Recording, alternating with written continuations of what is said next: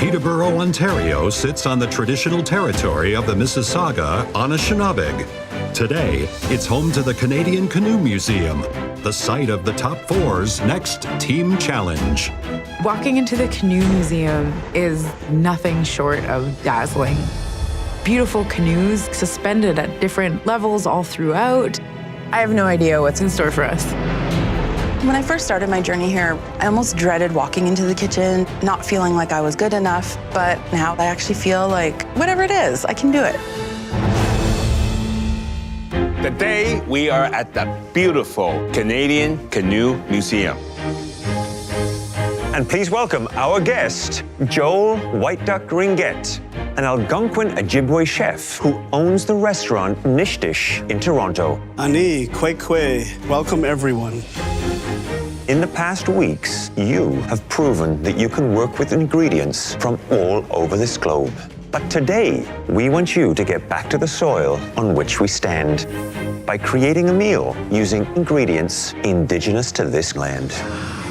At Nishdish, we use a lot of game meats and local fish, but especially important are the three sisters, corn, beans, and squash. They are the original crop that was grown on this land. The teaching is that they are three inseparable sisters who only thrive and grow when they are together. You'll be creating an elegant and innovative three-course tasting menu. Each one of those courses must feature one of the three sisters. Corn for the first, beans for the second, and squash for your final course. And you'll be cooking that meal for a group who know better than anyone how to create magic with those ingredients. Chef Joel and other luminaries from the world of First Nations cuisine. This is a really special opportunity. People were eating food here long before this was Canada.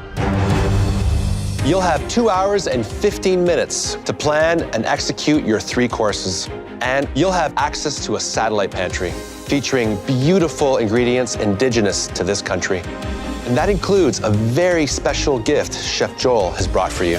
I brought you some mandamin, which means corn in our language, and it's the original corn strain of Indigenous people of Canada.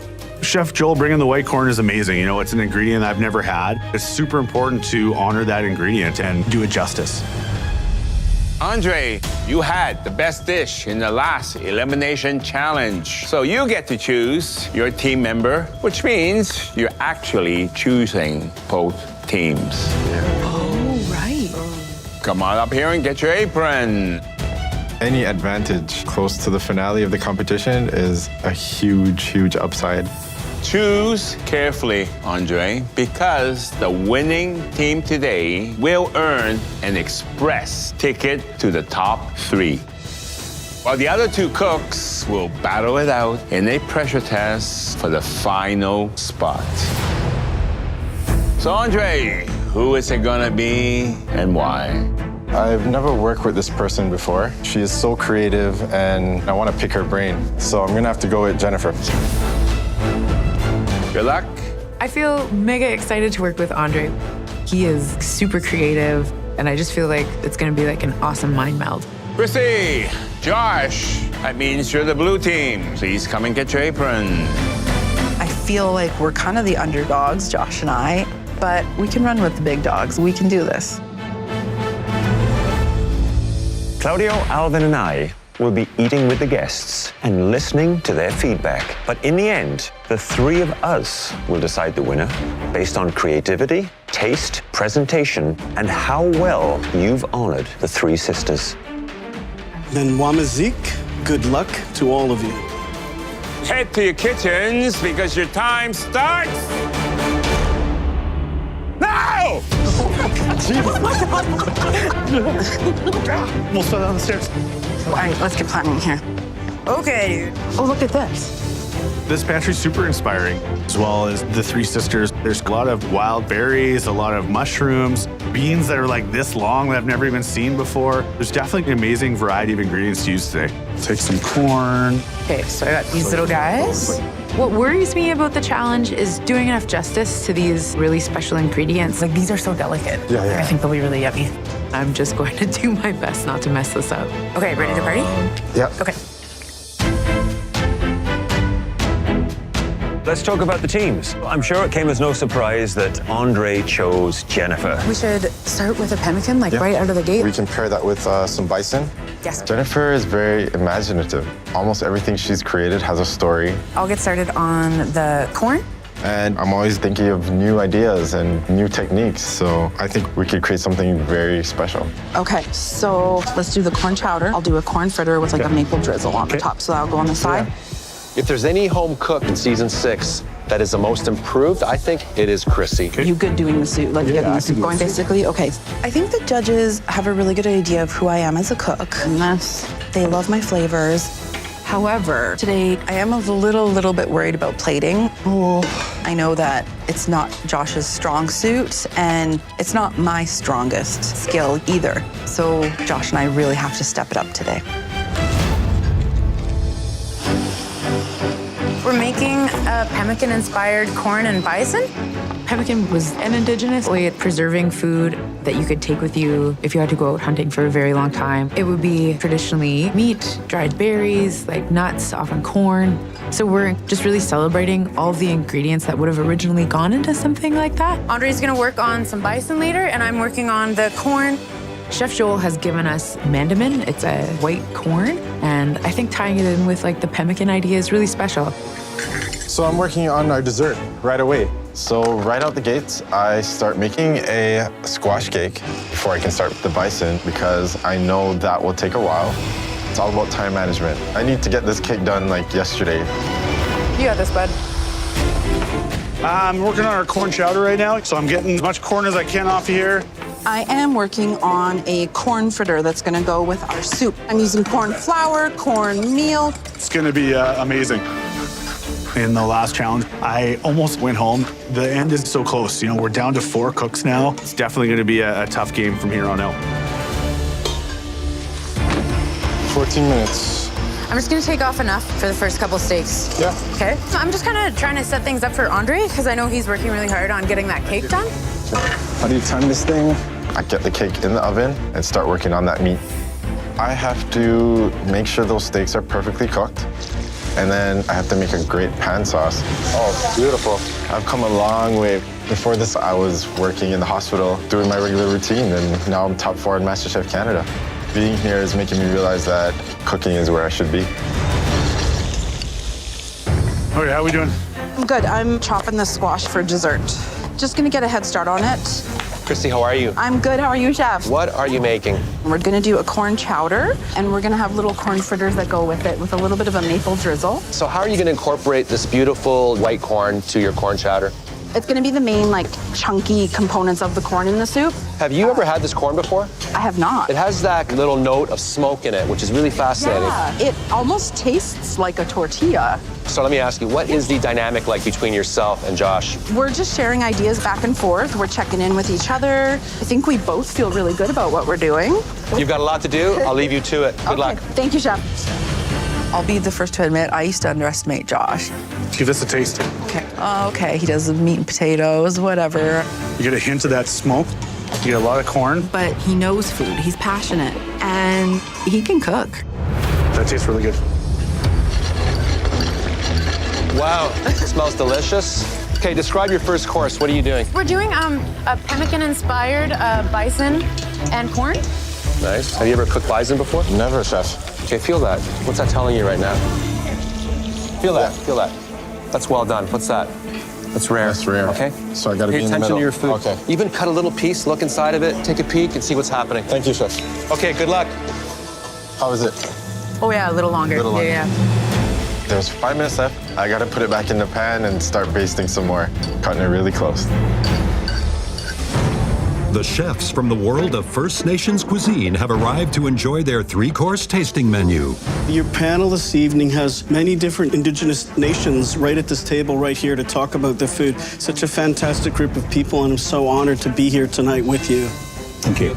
Delighted to have you with us. Home stretch. Come on, flip over. There you go. These are taking forever to fry. Cook, cook, cook. With 2 minutes remaining, both teams must now start plating their first course. Oh, you know what? I have to make that sauce. Beef stock and wine. I realized I forgot to start making that sauce. So I throw some stock in and I start reducing it down. This dish is gonna be the judge's first impression. It's do or die. I need to make this sauce in under a minute. The home cooks are honoring First Nations cuisine by making a tasting menu highlighting the Three Sisters. The first course will feature corn. Oh, you know what? I have to make that sauce. Beef stock and wine? I need to make this sauce in under a minute. It's do or die. Dude, I'm just gonna start getting some of this down, okay? Yep, go ahead. Beautiful, Josh. Beautiful, beautiful. So far in this competition, Chrissy and I definitely aren't known as the top platers, but we can cook. There's so much on the line here. It has to be perfect. I think we're gold. Tastes good. Okay, I'm gonna strain it off and I'm gonna pour it in. Awesome. This is such a huge privilege to cook for luminaries of Indigenous cuisine. I just really hope they like it. Amazing job, Andre. Awesome job. All right, round one.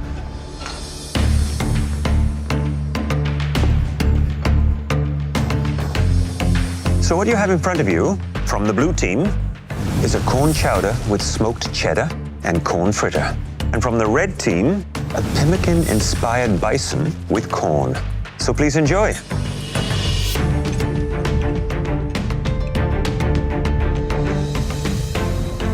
I am very, very impressed. These dishes look like they came from a professional kitchen. The red team, the pemmican-inspired corn. I'm a huge fan of Iroquois white corn, and it's front and center. It was incredible. I agree. On the red team, they've really done a good job with the white corn. You really do get the smokiness. Whereas I feel with the blue team's dish, the white corn is featured, but you don't quite get that from this particular dish. The soup on the blue team, the flavor profile and the seasoning is a bit weak. I think it needs to be amped up in the actual flavor of corn, something to just give it another layer. I think the red team, lots of flavors coming from the bison, but I would have preferred probably a little bit more rare. Chef Wolfman, could you tell us your thoughts on the blue team's corn chowder? The corn chowder reminds me of the soup that my mom would make. Very simple, but it tastes like home. Now the corn fritter here, you can see that the outside's a little bit dark and the inside looks a bit chalky, but the flavor and the seasoning is very precise. It really hits all those notes. Who doesn't love a good hot chowder and a corn fritter? Gorgeous. Go, go, go. Back in the kitchen, the home cooks are tackling their second course, this time featuring beans. I'm thinking like nice long strips like this will do. So for the second course, we're gonna have a wild mushroom dusted venison medallion on a warm bean salad with a wild berry balsamic reduction. Thank you, thank you, thank you. Awesome, thank you, Josh. We've got runner beans, we've got green beans, yellow wax beans. Let's use them all. I want these beans to be beautiful and mouth-watering. Okay, just a couple more of these guys and then we should be good. All right, so I'm gonna grab the partridge. Okay, awesome. I'm gonna move on to the beans. For our second course, we're doing partridge in a nest of sour cherries and beans. We're hoping this plate tells a story of a partridge, you know, in its little nest. I like having stems on my beans. How do you feel about it? I like them too. Keep it rustic, yeah? Okay, cool. I like them all. The bean is the main star, but the partridge is gonna accompany it. I gotta get these birds in ASAP. I gotta move fast with these partridges because I gotta get them roasted. So I do not have time to cut this bird up into little pieces. So I'm just basically chopping it straight down into halves. Ooh, that's a nice sound. This is my first time cooking venison tenderloin, but you know, being from the prairies, who doesn't like cooking meat? So I'm just gonna sear them at really high heat just to get a nice crust on them, take them off, and then rub it in a dried mushroom dust. And then I'm gonna finish it off in the oven. Okay, Chrissy, what's happening? Hello, Chef. I am preparing our warm bean salad that's gonna go with our venison. Okay, how are you gonna make these beans sing? I'm gonna use some maple syrup. We're gonna use some vinegar. Well, that's very Canadian. I love maple syrup. Right. Now, Josh, you only got 13 minutes left. What cook do you want on this? Medium rare. You need the time to cook the venison. Yeah. And also, you need time to what? Rest it, Chef. That's right. Yep. 13 minutes left. Thank you, Chef. I appreciate it. But it's definitely gonna come down to the wire. I'm going to literally treat these beans as though they're like a steak and like butter baste them. Oh yeah, perfect. The treatment we're giving to the beans is to butter baste them to really kind of bring out their more like earthy elements. No, I like them whole, man. Yeah, no, I like them too. I love the great outdoors. One of my fondest early food memories is fishing with my dad. He passed away when I was 20. Being here and using all these really special ingredients and just seeing how far I've come, he would have loved this. 4 minutes! You only have 4 more minutes left! Josh. Yes, chef. How's the venison doing? Come on, you gotta rest it. I don't want to pull them out until they're exactly perfect, and I know it's not exactly there yet. Just a little underwear on it. Josh? Yeah, I'm coming. Start plating. Okay. We are running out of time, but we cannot serve these guests and these judges undercooked venison. It has to be just right. Okay, I'm gonna pull these out in like a minute, okay? It's almost there, so I'm just praying that this works out for me. Josh, how's the venison doing? Come on, you gotta rest it. Josh? Yeah, I'm coming. Start plating. Okay. With 3 minutes remaining on their second course, temperatures are rising as the blue team hopes to serve their venison on time. We gotta start slicing. Yeah. Trying to give it as much time as possible to rest, but at this point I have no more time. We gotta get this meat cut and get it on the plate. It has to go. I got it. Just do the sauce part. Okay. I got the rest of it. Oh, do they look good? We got this. I've never cooked a partridge before. I definitely do not want to let my team down. Thanks very much, you guys. Woo!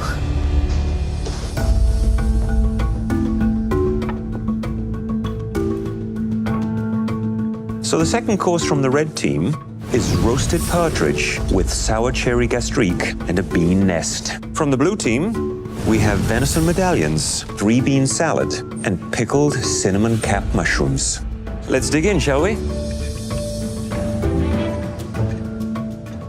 I think on the red team, just feels a little bit more sort of rustic and homey and simple. Counter to that, the blue team, I think there's some elegance to the plating. I like the balance of this dish. You have the bean, still has this crunch. The berries provide the acidity, so one working with the other. Now, the venison is slightly overcooked, but still for me, it's not bad. On the red team, the partridge is delicious, lots of great flavor. The beans, however, you can see that they weren't cleaned properly, which is a problem. For the red team, when I think of Indigenous hospitality, Indigenous food, I think very approachable. This is how we would eat it, right here. But the beans could use a little bit of work. For the beans to be a featured ingredient, I think Blue Team really did a great job. I had to cut off the ends of my beans to eat them off of the red team. Thank you for the feedback. Last push, last round. It's all sweet stuff. We got this. So with this third course, we have a squash cake with a tempered chocolate bark on the side. And we're gonna finish it off with some juniper pastry cream. Way to already have the cake done, too. Yep. We start big. Andre has the cake already done. I'm gonna get started on the juniper pastry cream. Andre's gonna start making some chocolate bark. So I'm using a brush so I can get the bark lines onto the chocolate. We're still sticking with the outdoors theme, and I want this chocolate to look like tree bark.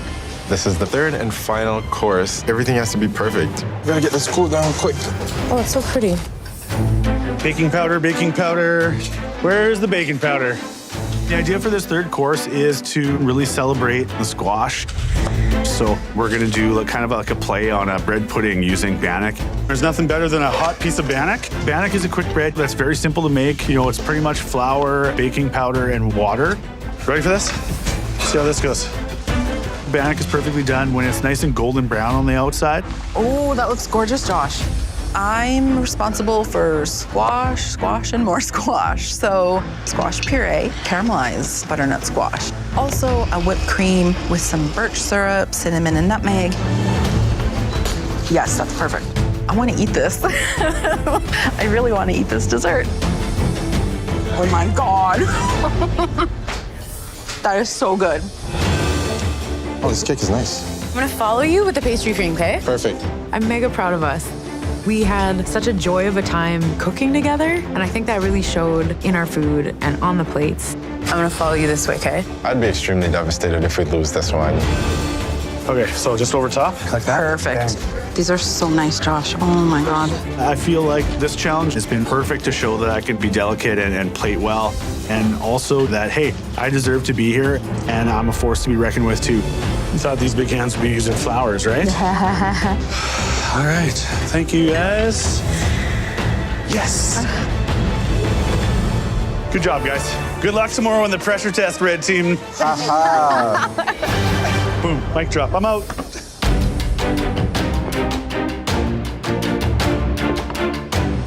So let's get on to the third course. From the red team, we have a birch and squash cake with tempered chocolate bark, candied squash, and juniper pastry cream. And from the blue team, a deconstructed bannock bread pudding with a squash mousse and candied squash. Well, let's dig in.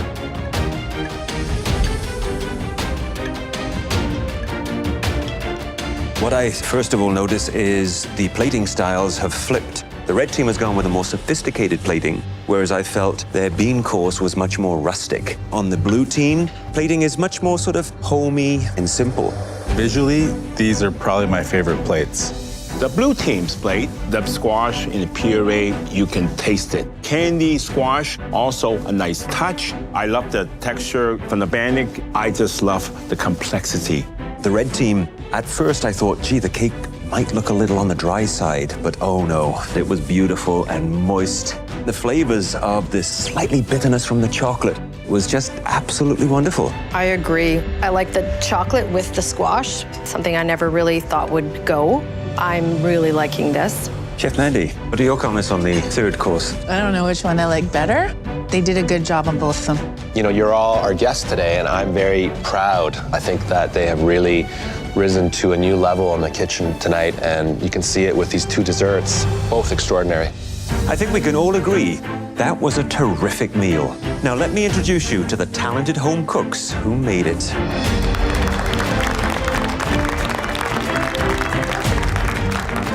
I know I speak for all of us in saying that it has been a true honor cooking a meal for you tonight with these very special ingredients. Now, the home cooks are probably eager to find out which team wins this challenge. Yes, chef. But we're not announcing it until tomorrow, back at the MasterChef Canada kitchen. In the meantime, why don't you come and meet the guests that you just cooked for? You know, it's a table of all chefs. Wow. Everyone's a chef. We're home cooks, like we're rookies, and these are like luminaries of Indigenous cuisine who just ate our food. See, great job. Thank you. I'm just so grateful. Thank you. It's the day after the team challenge, and the home cooks return to find out who will face the pressure test. Walking into the MasterChef Canada kitchen today, I'm very nervous. I don't want to be cooking for my life. I literally have no clue what's going to happen. We really cooked our butts off yesterday. We shouldn't be in a pressure test at all. Welcome back, home cooks. Yesterday, the results for both teams were truly amazing. But we still have to pick a winner, and that winning team will go straight to the top 3. While the losing team faces a pressure test to determine which home cook gets the final spot. Both teams presented strong dishes, but one of the two stood a little bit ahead with their sophisticated plating and by impressing everyone at the table with how well they honored those ingredients. The team that earns a pass to the top 3 is...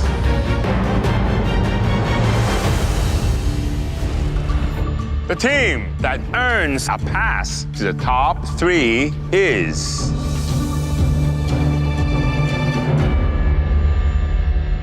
the red team.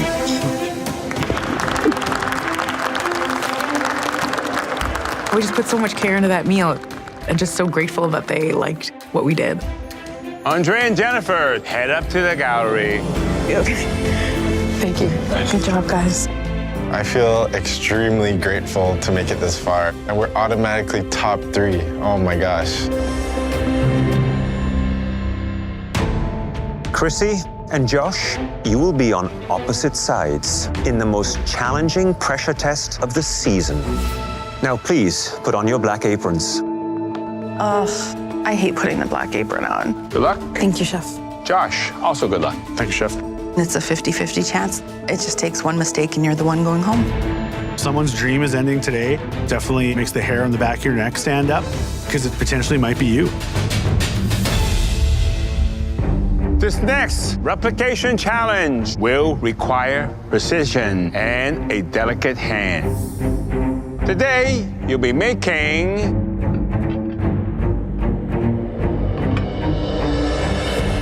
a chocolate sphere. Crap. A pristine globe of perfectly tempered dark chocolate. This isn't just a dessert. It is a work of art, and it's much more complex than it appears. This perfect chocolate ball, shiny, sparkling, and you want these hands to make something that pretty and delicate? You might want to get a little closer. My stomach is just knots. I bake, but creating this perfect glossy orb is so far out of my comfort zone. What you see now is about to disappear. Chef Michael begins pouring a bubbling hot caramel sauce over the chocolate orb. It's really mesmerizing just watching it melt and fall apart like that. Inside that dome is a whole different marvel. A pistachio cake surrounded by honeycomb and topped with brulee figs. Have a taste? There's so many elements going into this thing. This is just gonna be crazy. Okay, now please go to your stations. This is the hardest pressure test ever. I really have to pull out all the stops. Chrissy's strengths are, baking. It's something that comes naturally to her. She's definitely one of the worst people to be in the challenge against. You only have 70 minutes to replicate this intensely difficult dessert. And we are expecting perfection in taste and presentation. The cook with the weaker dish will see the MasterChef Canada marathon end just short of the finish line. I have to make it past this pressure test. I can't go home now. Home cooks, are you ready? Yes, chef. Your 70 minutes starts now. Let's go, guys. You got this, guys. Just one thing at a time. Talk about going from one extreme to another. In the last challenge, Chrissy and Josh were team members. Now they're adversaries. So the first thing they have to do is temper the chocolate. The reason we temper chocolate is so that they can work with it and it'll hold that spherical shape. They need to bring it up to a temperature of about 114 degrees. Come on. If you overheat it, it could split and become very, very grainy. To me, baking is like rocket science, very measured and precise. There's so many things that could go wrong. You're about 10 minutes in, guys. Thank you. The chocolate will take a little bit of time to melt. So in the meantime, I'm gonna start my cake. The next step is a pistachio cake. And what I'm looking for is a light, fluffy Genoese sponge cake. I'm trying to get that cake in the oven, so I'm just sifting the flour and then I can bring it all together. I've baked so many cakes. I know that this is something I could kind of do with my eyes closed almost. Good job, Chrissy. Way to get that in. Breathe. This pressure test is my worst nightmare. But my wife told me before I got here just to take a deep breath and settle my hands and my heart. It's super important to have that little voice in my head saying, you can do it. How's it looking, Josh? It's looking fluffy, just like my beard. 45 minutes. You only have 45 minutes left. Good job, Chrissy. I pulled my chocolate off the heat. This is the tricky part happening now. Still too hot. I have to make sure it's at the proper temperature. Josh is checking the temperature on his chocolate now. Trying to get it to 88, 89. Now I'm putting handfuls of cold chocolate into it to bring that temperature down. So close. This is definitely the most precise and exact challenge we have ever given to home cooks. You're good. Yeah, we're good. Perfect. I'm good to go. All right. What they're gonna do is take that tempered chocolate, pour it into those molds. All right, baby, come on. They shape them so there's an even coating of chocolate inside. Even professional chefs often make mistakes with the chocolate spheres. Come on. Come on, baby, come on, baby. I'm trying to coat every part of this ball. Come on. I'm shaking it like a maniac right now. Come on.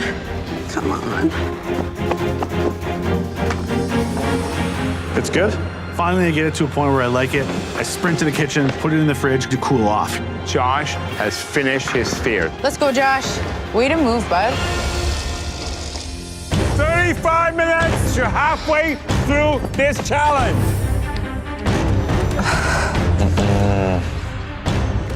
Her sphere's not working. I'm realizing that my chocolate has cooled down too much. It's not spreading inside the sphere. It's starting to set as I'm moving it around. Why? Chrissy is in deep water right now. All that's going through my head is, you're done. You're done. It's Chrissy versus Josh in a chocolate sphere showdown for the last remaining spot in the top 3. Oh, come on. But at the halfway point, Chrissy is at a chilly crossroads. My chocolate has cooled down too much. Why? I have so much at stake right now. Oh, I've given up so much at this point that going home, it would just be heartbreaking. It's okay, Chrissy. It's okay. It's okay, bud. But I have never given up in my life, and now is not the time. Shake it off, bud. Come on. I'm gonna keep fighting. I'm gonna finish this challenge. Yes, Chrissy. Chrissy has pulled a balloon out as her second option for the chocolate sphere. At this point, man, I gotta try anything. That's something we've seen in Chrissy over and over again. She does not give up. She will not throw the towel in. She wants that title bad. I know it's not gonna be pretty, but I'm not going down without a fight. 25 minutes. You only have 25 minutes left. You're doing awesome, you guys. Remember, it's not just about the sphere. They still have to make the sponge toffee and brulee that fig. And the hot caramel sauce that's going to melt that chocolate sphere. Come on, damn you. I've already done my cake, did my chocolate sphere, so now I'm just working on all the garnishes. I think he's doing his toffee sponge right now with that baking powder and sugar. Come on, baby, come on, baby, come on, baby. It's a little pale. Yep. Josh's sponge that he's made is not working out. It's too light. I have to do that one over again. He did not allow it to actually get caramelized and get that beautiful depth of flavor. With 15 minutes left, I combine all the ingredients again and start from scratch. Okay, so let's do this. I'm cutting it very close at this point. Way to keep hanging in there. I'm basically trying to get 10 things done at once. I need to move. Come on, guys. Come on, guys. These home cooks barely have time to think. I take my cake out of the oven and it worked. Chrissy's cake looks spectacular. I'm not ready to go home. I've given up too much and I fought too hard. 10 minutes. Only 10 more minutes left. It is the final 10 minutes for one of these home cooks tonight. Josh's second batch of sponge toffee is out. Oh, Josh, looks good, bud. Looking at my second batch of sponge toffee, it looks way better than the first time. Now I'm starting to assemble everything on this plate. Okay. You got this, Josh. Yes, bud. Shaking like a leaf right now. All right. It's ugly, but it's a dome. 5 minutes. You only have 5 minutes left. They have to get those chocolates out now. Yeah. 5 minutes left, and now I'm messing around with my globe. I'm starting to turn it. I'm trying to pry it open very nicely and gently. You have to have very steady hands. Now I'm kind of holding my breath. Oh my God. Oh, look at that. Look, but he still has one half to release. Yes, Joshy. You got it? Oh, baby, yes. Oh. Wow. You're giving me goosebumps, man. Good job, Josh. Good job, Josh. This is risky now. She's got to try and get that balloon unstuck from the edge of the chocolate and then remove it from that sphere without damaging it.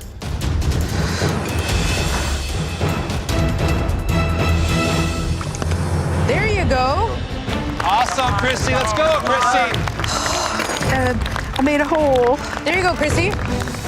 If everything else on the plate is great, maybe, just maybe, I can get away with my lumpy, ugly sphere. 1 minute. Remember, everything has to be out in 1 minute. Come on, 1 minute. Come on, Don't guys. forget the caramel sauce. 1 minute. Guys, you make sure you get every component on the plate. Okay, come on. Here goes Josh. He's motoring through it. Come on, paintbrush. The title is so close they can taste it right now. Come on, guys. 10 Let's go. 7, 6, 5, 4, 3, 2, 1. Hands up. Hot damn, that was amazing. Wow. I'm really proud of you. Good job. Thank you.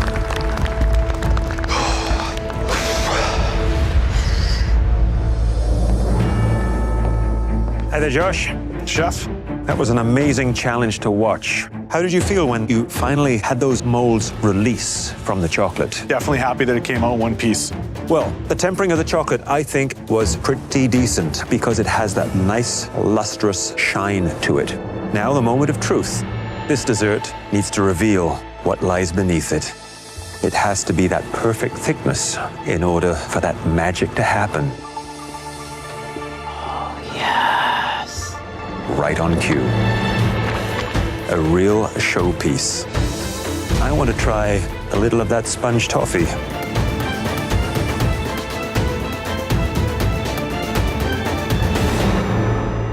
In my mind, nothing wrong with the taste. I would just like to have seen it a little bit more fluffed up. But I appreciate the fact that you did it twice to try and perfect it. Good luck. Hey, Josh. Chef? The outside, it's important, but that's only the face. The inside, that's also very important, right? So, how's your inside?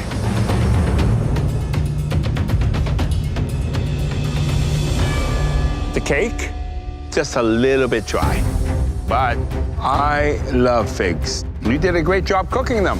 The butter, the seasoning, it just adds an extra goodness into this dessert. Were you surprised you were able to pull this off? Yeah, Chef, you know, being a big guy, not used to little dainty things like that. I was a little worried I'd manhandle it too much, but I was super happy to get it all together for you.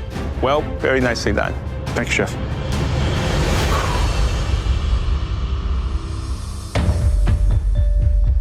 Chrissy, Hello, Chef.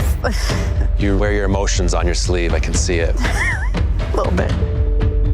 So, Chrissy, you did not hit the mark because this was a replication challenge. Yes. It's not perfect, but this was not easy what we asked you to do. Let's see what happens. There are a lot of opportunities within this sphere for you to really shine. Look at that, Chrissy. That's beautiful. Very inviting.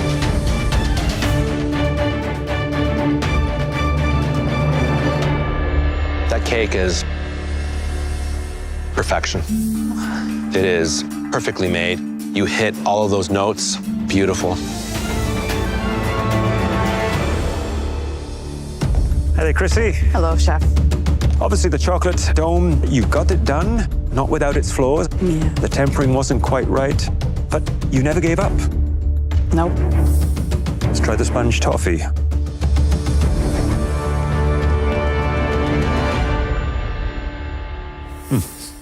Has great structure. Taste is very good. In my opinion, textbook. Thank you, Chef. Figs cut through the richness of the sweetness of this dessert. It certainly wasn't perfect on the outside, but it was pretty on the inside. Well done. Thank you, Chef.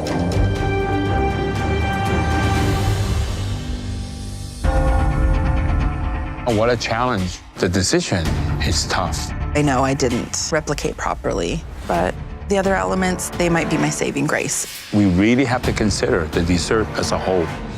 I have come so far. It means so much to be here, but it definitely means more to stay here. Then we have our answer. We do.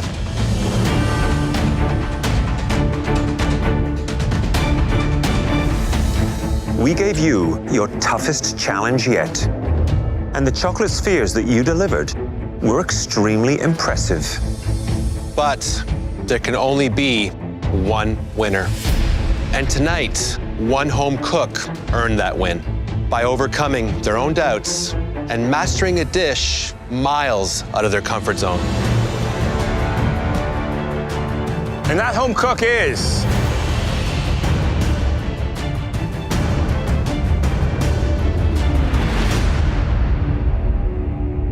Josh.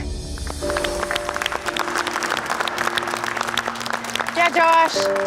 Please head up to the gallery. Proud of you.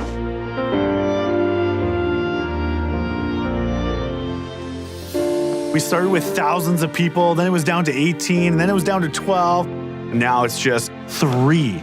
This guy from Saskatchewan, top 3. Chrissy, MasterChef Canada is a long way away from your mother's kitchen in Thunder Bay. But it seems to have provided you with the same sense of inspiration and belonging. No matter what we threw at you, you delivered.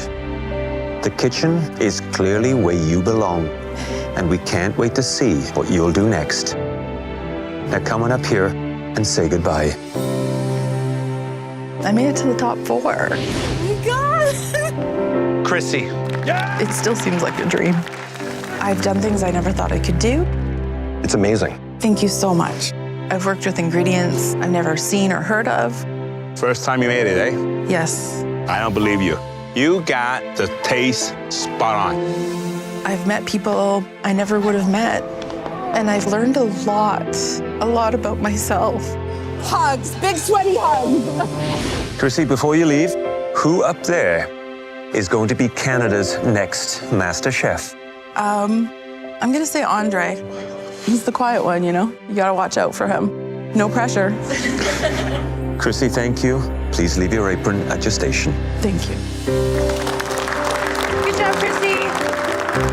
I have let way too many hopes and dreams go by the wayside. No more settling. No more. It's my turn.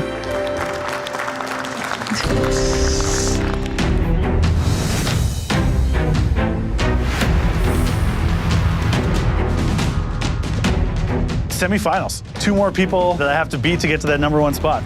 Top 3 means serious business. I'm here for a reason. I want to be #1. Josh and Andre's cooking is no joke, man. But I just have to keep doing exactly what I've been doing. Welcome to your final mystery box. The life-changing title is now within your grasp. This is a time for you to dig deep. And to inspire you today, we're welcoming someone who knows exactly what it feels like to thrive under extreme pressure. What? Please say hello to an Olympic hero, ice dancer Tessa Virtue. A Canadian Olympic gold medalist. Hi, everyone. Wow. I was an athlete, so I know exactly what it takes to be able to compete at those levels. 5 Olympic medals, 3 gold, plus 3 world championships. Holy heck. I am so excited to be here, especially at this stage of the competition. There are just 3 of you left, which means you'll all be on the podium. It's just a matter of finding out which color of medal you'll get. But first, you have to find out what's underneath that mystery box. Tessa? 1, 2, 3, lift. Whoa. Tessa and her partner, Scott Moyer, are renowned for bringing fire and ice to their performance. Today, you'll follow in the footsteps of these champions by creating a dish inspired by the theme, fire and ice. I love this kind of challenge. It's so open-ended. We want to see the fire and ice theme in your concept, your flavors, and in your dramatic presentations. Every one of our performances is crafted to make people feel something. And that's exactly what you'll need to do as you create your fire and ice dish. Having an Olympic champion here, I can only imagine the even higher standard that we're going to be cooking at today. If you're successful in winning this mystery box, you will earn a major advantage in our final elimination challenge. We stock a specialty pantry with amazing ingredients to inspire you. And at your stations, you'll find premium German-made Miele appliances. You have 60 minutes to create your fire and ice dish. Are you ready to cook like a champion? Yes, chef. Your 60 minutes starts now! Go. Fire and ice. I have no idea how these 2 things are going to go together, but I'm going to find a way. It's all about creativity. I want to show that I can be creative and also compete with Jennifer, who is like the savant of creative thinking. So this is one of our most conceptual challenges that we have ever seen. fire, and ice. This is all about performance and about drama and creating something that's emotional on the plate. And I hope that there's a story to be told. I'm curious to know the inspiration behind their recipe. First thought that lands on me is about my dad. He passed away when I was 20. His birthday's coming up soon, so I want to put my heart on a plate today and see what happens.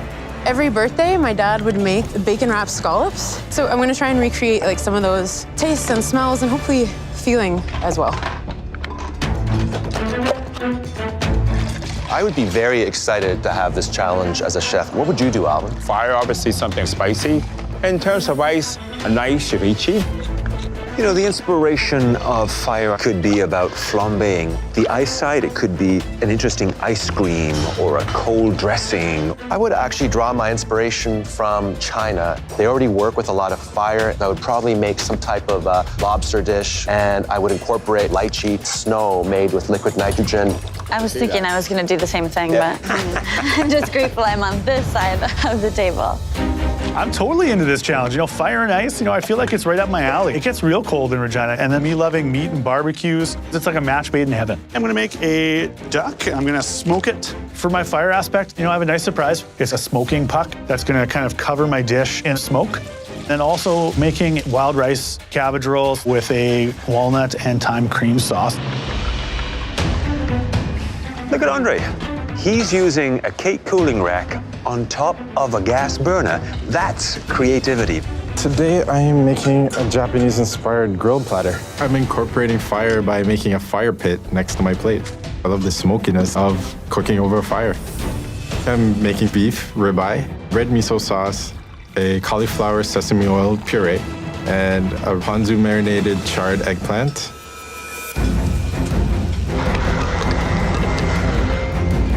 I'm making my dad's birthday scallops, pork belly with rum and cola glaze.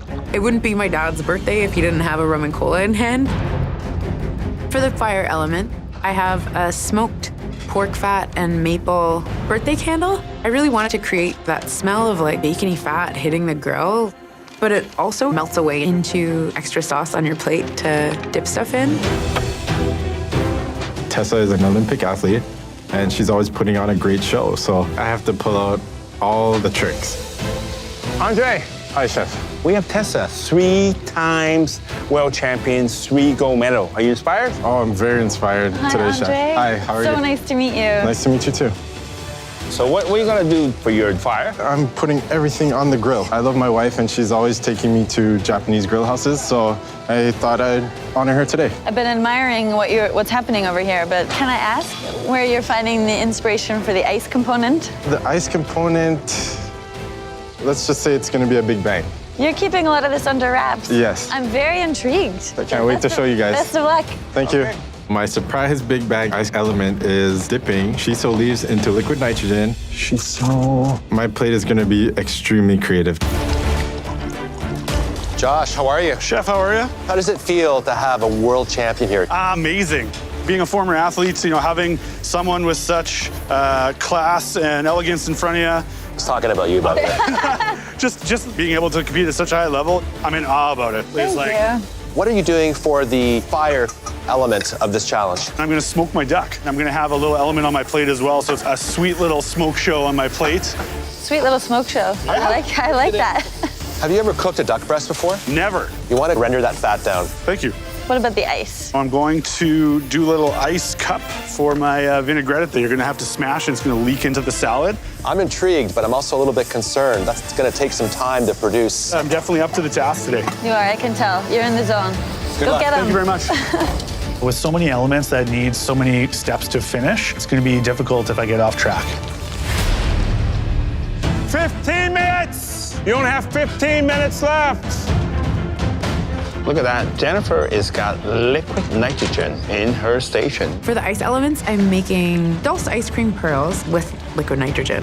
All right. Dulse is this really yummy, savory snack. It's a kind of seaweed. I'm taking dulse powder and whisking that into some cornstarch slurry and hot milk and start adding liquid nitrogen. And 1 minute later, I have ice cream pearls. I have a lot going on today. There's no shortage of things that could go sideways. Come on, on, guys. Come on, get it all in. There's a big advantage out there waiting for one of you. The top 3 are pushing their limits in a mystery box fire and ice challenge in the hopes of dazzling Olympic champion Tessa Virtue. 5 minutes. You better start plating. This energy, I mean, it's so intense in here. These are the make and break moments when you're putting your plate together in the last minutes. I'm just sweating so much. It feels like I'm training like an Olympic athlete right now. These last couple elements are really going to be the wow of my dish, so it's go big or go home. I'm having a smoke effect going, a smoking puck, giving off a continuous stream of smoke around the plate. I plate my dulce ice cream pearls, and then I light the candle so it can melt down a little bit and have a bit of sauce on the plate. Artistically, I'm creating the look of a fire pit. I want flames. Love the creativity. I was wondering what the ice component would be. I think it's coming right now. I want sprinkles and sprinkles of shiso leaves shattered all over the entire plate. This is my only ice component, and it has to work. My ice element is very risky. It's my vinaigrette in a balloon. I'm gonna freeze it with liquid nitrogen so that it forms a nice cup and it's frozen on the outside but still liquidy on the inside. Wow, look at that. It looks amazing. It's like a little red egg in a nest. With ice cream pearls, I'm also going to make hazelnut snow. I'm mixing hazelnut oil with maltodextrin and put it in some liquid nitrogen. I want it to melt like actual snow, like when you get snow on your tongue and then it's just gone. 10, 9, 8, 7, 6, 5, 4, 3, 2, 1. Hands up! Wow. So nervous for them. Hey, man. Andre, can you please bring up your dish? I call this steak by the fire. Sake marinated ribeye with ponzu marinated eggplant and sesame cauliflower puree. The presentation looks spectacular. The ice element was very theatrical. Let's see how it all goes together. Very tasty, very savory, beautiful cooked ribeye, lovely medium rare, and the flavor of that shiso leaf is unmistakable. Thank you, chef. A dish that was well executed, well thought out, extraordinarily well presented. And what it says is how far you've come. Wow. Thank you, chef. Hi, how are you? I'm good. I have to say, I loved the choreography with the shiso leaf. Thank you. Oh my goodness, so many textures come through. I love those Japanese flavors. I've spent a lot of time there skating and touring, and this dish feels like a home away from home. Well done. Thank you very much. Andre, you've gone a long way in terms of presentation. I see perfect symmetry. The matches of color, the white, the red, the green, the black, very, very zen. I'm gonna try the amami. So this has been charred. I thought that that's an interesting way to do it instead of just steaming it. Wow. By charring it instead of boiling it, okay, you retain that sweetness. And that char just gives it the extra smoky flavor. You're on fire. Don't let the ice cool you down. Thank you, chef. To have an Olympic gold medalist in awe over my dish. I'm just so proud of what I did. Jennifer, please bring your dish up. This dish was to honor my dad. I've made scallops, some pork belly, a dulce ice cream pearl, a birthday candle made out of smoked pork fat. My dad's favorite drink was rum and cola, so I made a rum and cola glaze, and that's brushed on the pork belly. I definitely see the fire and the ice.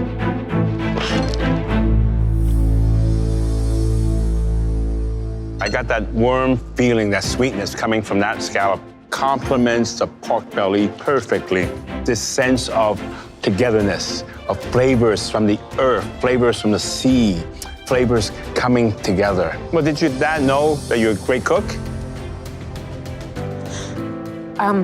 No, chef, it's kind of something that I got interested in, but I think I kind of caught the bug from him. He was just really multi-passionate and loved really good food. My father also passed away way before I was a cook, and we share some moment that we wish he was here, and somehow I'm sure he is. Thank you, Chef.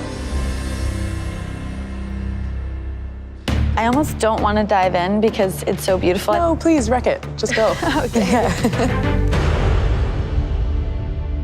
So flavorful and beautiful, but what I love is that you can tell it's made with love. I mean, you Mayor timers are just the best. I always feel like you could knock on anyone's door out east and they would welcome you in for a lovely meal, maybe not quite this elaborate. Thanks so much. Very intrigued by this. It looks like a candy that's been just wrapped in some tin foil, but I know it's more than that. This is a Dulce ice cream pearl. Beautiful flavor. That seaweed really comes through. I've never had an ice cream made with seaweed. You have talent to burn. Thank you so much, Chef. To impress the judges and gold medal Olympian. Feels like such a gift. Josh, please bring your dish up to the front. After listening to the critiques of the other two cooks, they were wow dishes. So I'm kind of nervous, I'm really hoping that this dish is up to that standard. This chef is what I called prairie smoke. When I think of fire and ice, I think of Saskatchewan, right? It gets minus 60 in the winter and plus 40 in the summer. So I have a duck breast that I pan-seared and cooked, and then smoked as it was resting. I made some wild rice Savoy cabbage rolls. And on top, I have a lightly dressed frisee salad and also a sour cherry vinaigrette. You've cooked it rather nicely. Beautiful medium rare. It could have maybe done with a little bit more color on the fat side. But is duck something you cook a lot with? Honestly, Chef, this is the first time I ever cooked duck. The cook on the duck is really terrific, nicely seasoned.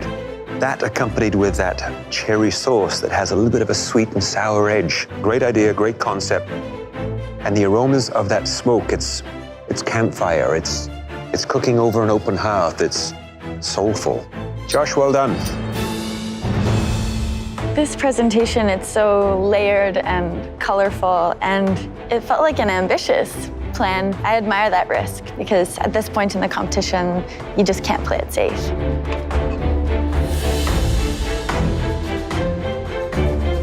That vinaigrette, so good. Just a delightful, delightful dish. Well done. Thank you very much.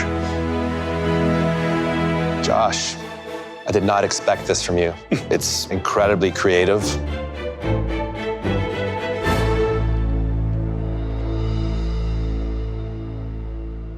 I love the flavors that you've captured in this cabbage roll. They're very earthy.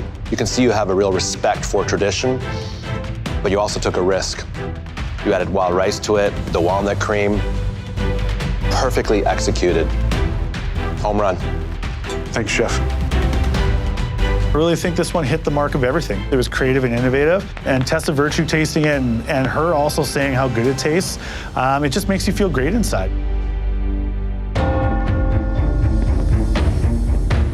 Three knockout dishes. I saw fire and ice in each one of those dishes.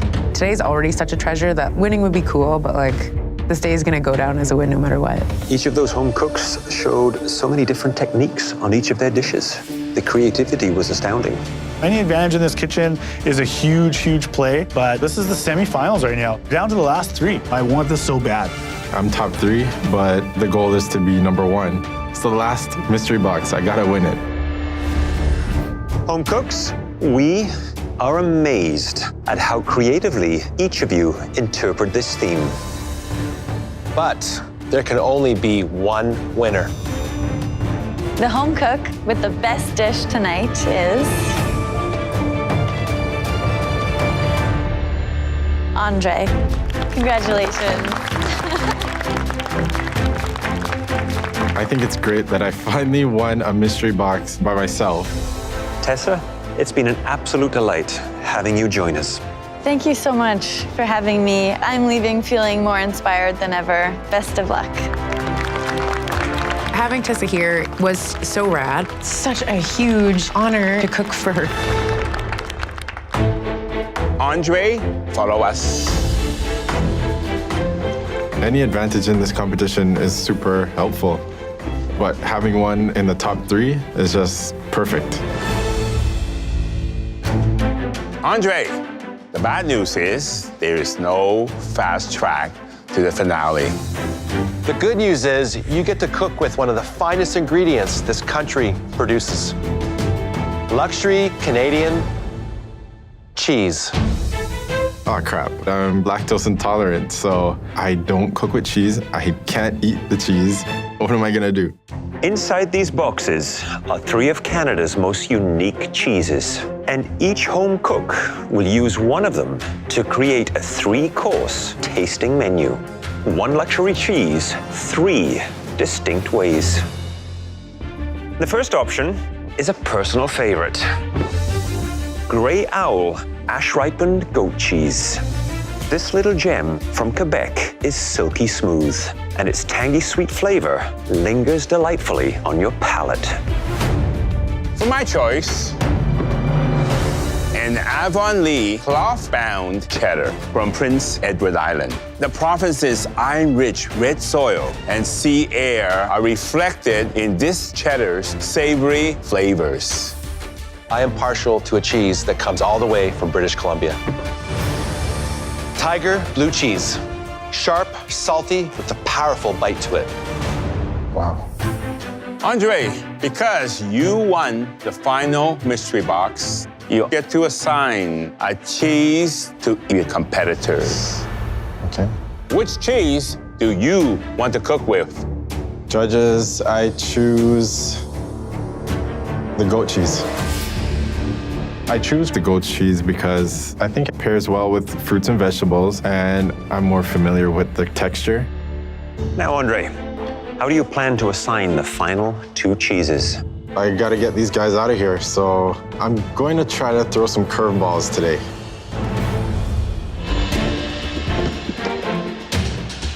Everybody's coming back for the pantry and they're rocking cheese.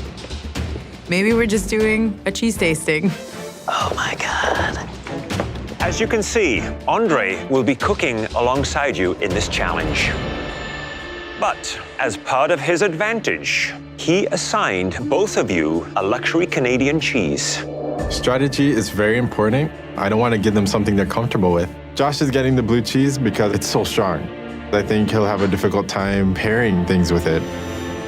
With Jennifer, her brain is always ticking. Cheddar is one of the easier ones, and I feel like she might overcomplicate it and lose the whole point of the challenge. We want to see you use your luxury cheese in 3 distinctly different ways. You will have 75 minutes. Are you ready to cook your way into the finale? Yes, Chef! Your time starts now! Oh my God. Holy heck. I need to show the judges that even though I've never touched goat cheese before, that I can still make an amazing meal. Pomegranates. I'm definitely not gonna let this cheese get the best of me. Pears. Heavy cream is good. I'm stuck with the blue cheese. Blue cheese is tough, but I really think that there's some things I can do with it to kind of calm it down. Okay, carrot. I eat what some might consider to be an outrageous amount of cheese. Oh, broccoli. But I have never eaten or cooked with Avonlea cloth-bound cheddar. The stakes are mega high and kind of scary.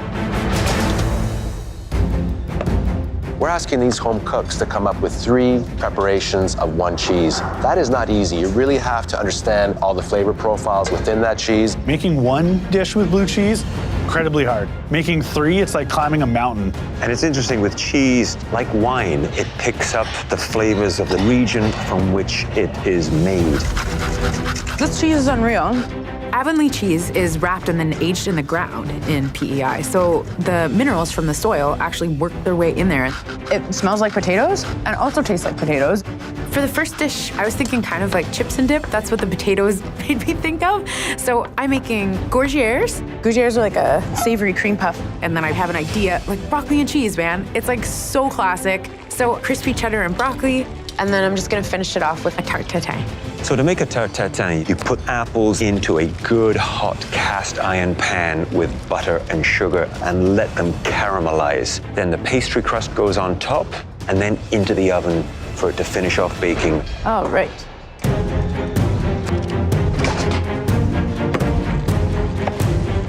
So, Josh, do you think Andre threw you a curveball with the blue cheese? Definitely, but I'm ready to show him that the curveball is just going to turn into a home run.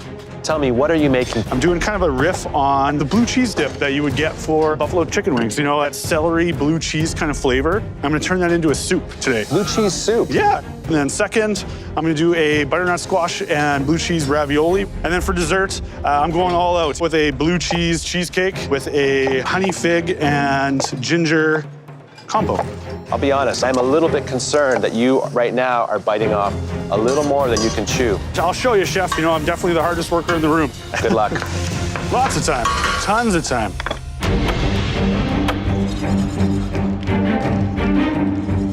Andre, you got the advantage. So what's your plan? I'm gonna start off with a oyster mushroom mac and cheese. Okay. Then I'm doing a Brussels sprout and pomegranate goat cheese salad. The final course is going to be a pear and goat cheese mousseline. Which of these applications will present the biggest challenge? This mac and cheese. The mac and cheese? What? Yeah. Why? Just making sure the flavor of the goat cheese gets into that sauce. Good luck. Thank you. I really feel like this challenge is not for me. I'm not a cheese guy, but I didn't come this far to give up. I'm not gonna make this easy for Josh and Jennifer.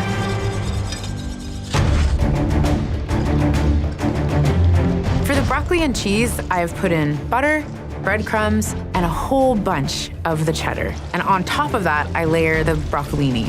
I actually think the broccoli and cheese dish is the weakest link in Jennifer's lineup of 3 dishes. Doesn't sound like it's ambitious enough. This dish is like so simple, but I want to do something really kind of classic, but do it really, really well. I can smell the cheddar, so that's caramelizing. 30 minutes! You have 30 minutes left. Josh is attempting to make fresh pasta. It's an amazing idea, but he has definitely taken on a lot of tasks. I have to stuff my pasta, I still have to cook my pasta, still have to make my blue cheese soup and a blue cheese cheesecake. He is desperately running out of time. I came here to win, and to win, I have to be able to take risks, but time is running out. The top 3 are cooking luxurious cheese dishes that they hope will earn them a spot in the finale. 1 cheese, 3 different applications, 1 amazing opportunity for these home cooks to show us who they are. But with time ticking down, Josh is struggling to keep up. Everything's riding on this challenge right now. Being here in the top 3, I'm so close to that win. Definitely not gonna give up now. Cut into the itch. I'm gonna deep fry the ravioli because I want it to be nice and crunchy. And it's either gonna pay off or it might send me home. Almost there, almost there. Going into my mousseline is the goat cheese, heavy cream, and vanilla. And I want to top it off with some nice puff pastry. The puff pastry will go very well with my poached pears and mousseline because it will add texture. My food dream is like a step away right now. So going to the finale would change my life forever. I want that spot so bad. 5 minutes, only 5 minutes left.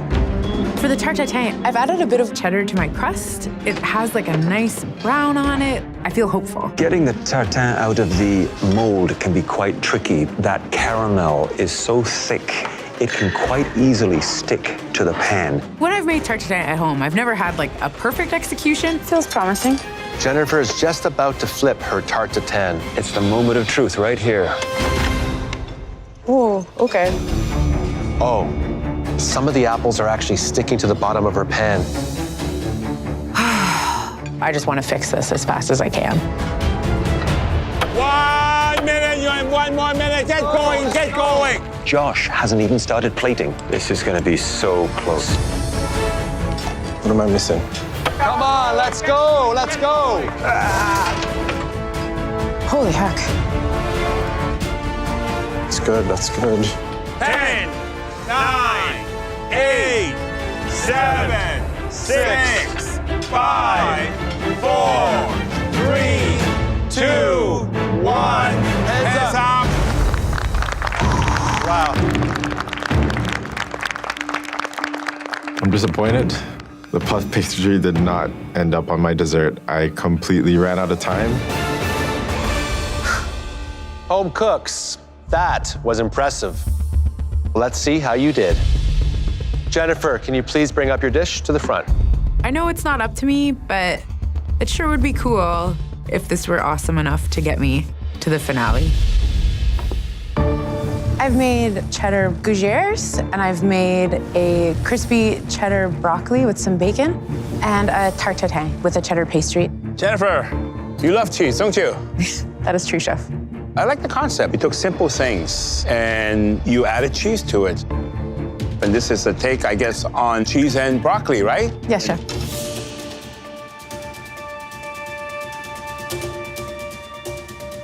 Cook is perfect. You get that sweetness coming from the broccoli, and then you get that sharp hit from the cheese itself. You got the balance of flavor, the seasoning, it's right. Well done. Thank you, chef. I get to try your apple tatine. Let's see how this tatine cuts. That's a good sound.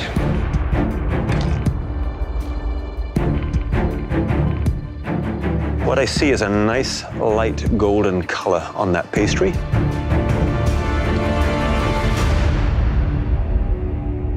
It is very, very good.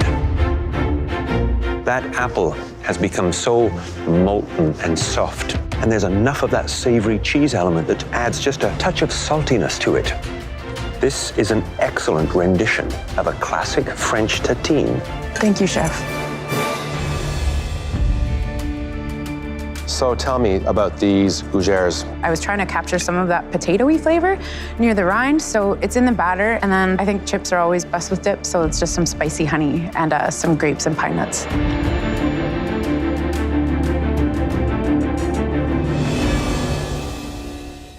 The question here is there enough beautiful cheddar in your gougères?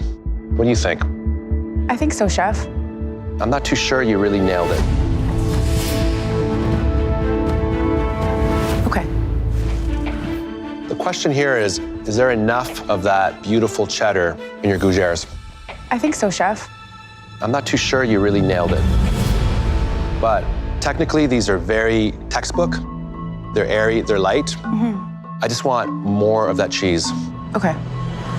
It doesn't feel like the bat flip level home run I have felt a couple other times in the kitchen, but it feels like I did a good job.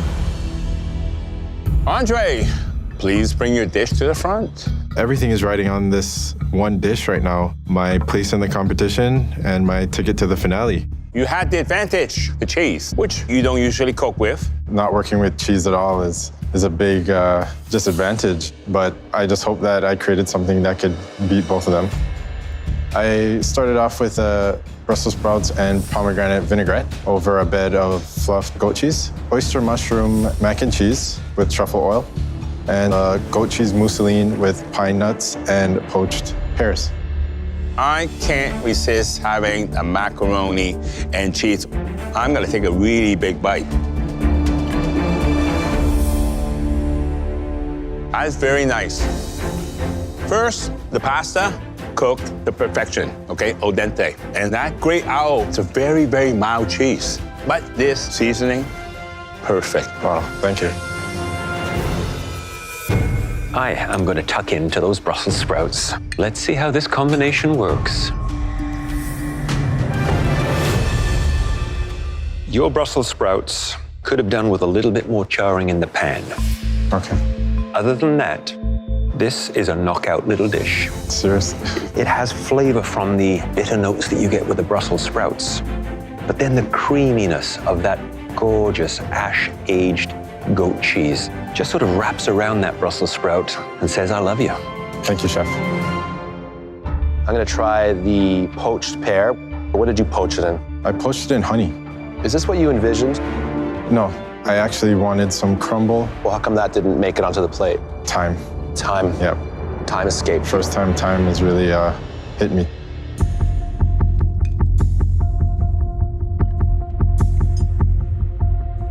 It has a lot of complexity to spicing in the pear. The goat cheese, though, doesn't pop out as much as I want it to. I like the flavors. However, I know you wanted a crumble of puff pastry on this pear. It would have given it that extra little oomph. Is it worthy of a place in the finale? That's the big question. I'm so nervous. I didn't come this far to fail, but I know for a fact I could do better. Josh, please bring your dish to the front. I think I managed to show off this blue cheese in a way that was creative. I'm really hoping that it shows the judges how far that I've come in this competition. So Andre chose for you the Tiger Blue. He did. You got 3 elements on the plate. The first one is my take on a blue cheese dip. It's a soup with celery and then added some blue cheese in there. Next, I have a butternut squash and blue cheese deep fried ravioli. The last one is blue cheese with creme fraiche cheesecake with a ginger simple syrup. Interesting approach. I'm going to try the soup.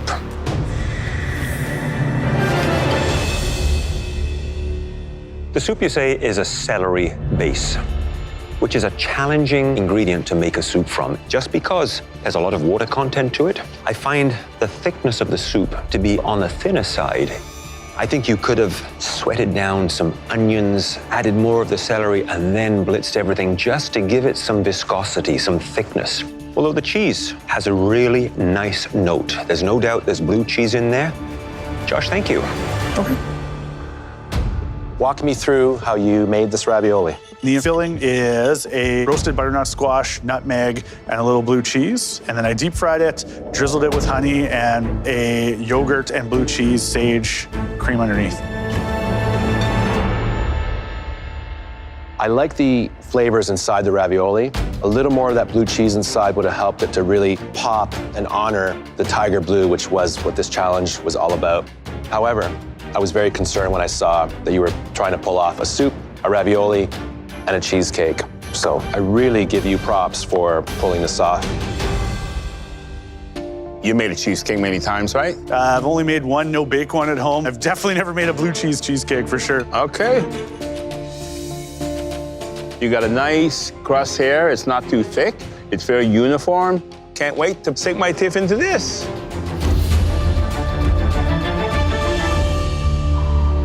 It's very good. I definitely get the blue cheese, which is very important because that's what you're paying homage to. It's very smooth and it's not grainy. Very good job. Thank you, Chef. You know, there was a couple little things that I definitely could have done better, but I'm just hoping that this dish gets me to the finale. Well, we need a few moments to discuss. In my head, I'm coaching myself to accept whatever happens, but going home would be like super duper sad. One of them reached very, very high, was very ambitious. The taste was there. You know, I've been dreaming of this moment forever. It's been 6 years, and the last part of the dream is winning MasterChef Canada. There were some outstanding dishes. The use of the cheese, inventiveness, creativeness, plating. It absolutely does come down to the final execution. My gut is telling me that I have the flavors, I have the presentation, and hopefully that's enough to get to the finale. Do we all agree?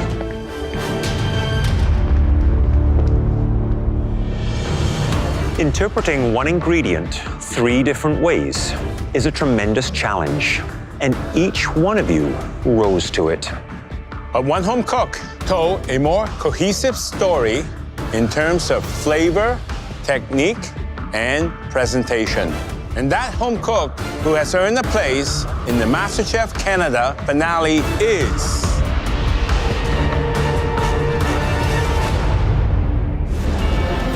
One home cook told a more cohesive story in terms of flavor, technique, and presentation. And that home cook who has earned a place in the MasterChef Canada finale is...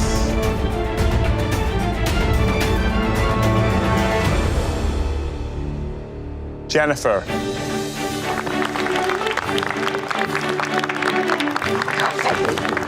Jennifer, please come up here and get your chef's jacket. Okay. I'm cooking in the finale. Putting the chef's jacket on is so cool. This is such a singular experience. That kind of enjoyment and meaning and working so hard at something you care about, it's just precious. Good job.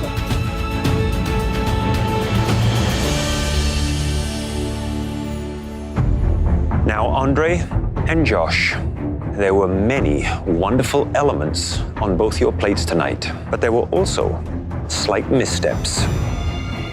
This decision was not easy. One of you showed slightly more finesse and flavor. The home cook who will be facing Jennifer in the season 6 finale is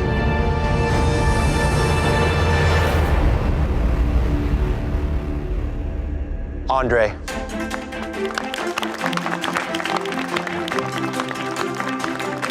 Good everybody. Good job. Come on up and get your chef's jacket. I'm speechless. I can't believe what just happened. I'm going to the finale. I'm gonna just destroy it. I'm gonna show everything that I've got. This is very special.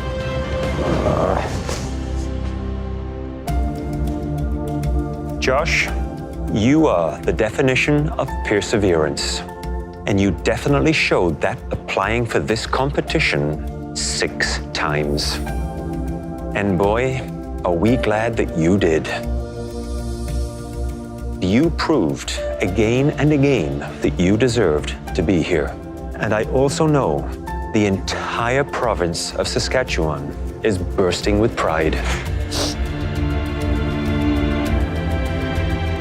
Thank you guys for giving me the chance to come here and show you my passion for food. Just want to make myself, my family, and my province proud, and it's something I'll carry with me forever. We're gonna miss you, Josh. Get up here and say goodbye. Daddy made it on MasterChef. I feel really proud about making it this far. Big guy on the pizza dough. Top 3 is amazing. I really feel that I've shown my kids to never give up on your dream. I thought you said you don't bake. As you can tell by my physique, I eat a lot of baking. Leaving this kitchen, I'm way more of a well-rounded cook. Wow, you really honor that ingredient. It's like a symphony of flavors happening in my mouth right now. It's been an experience of a lifetime. I wouldn't change it for anything. Yes.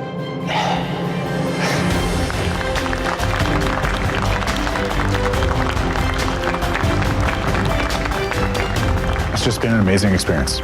I'll be telling stories about it until my wife tells me to stop talking about it.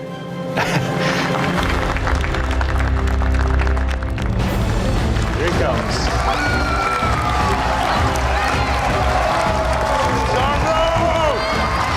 Tonight's first finalist is Andre, a hospital housekeeper from Scarborough, Ontario. As a kid, I was the quiet one. I was never a show-off.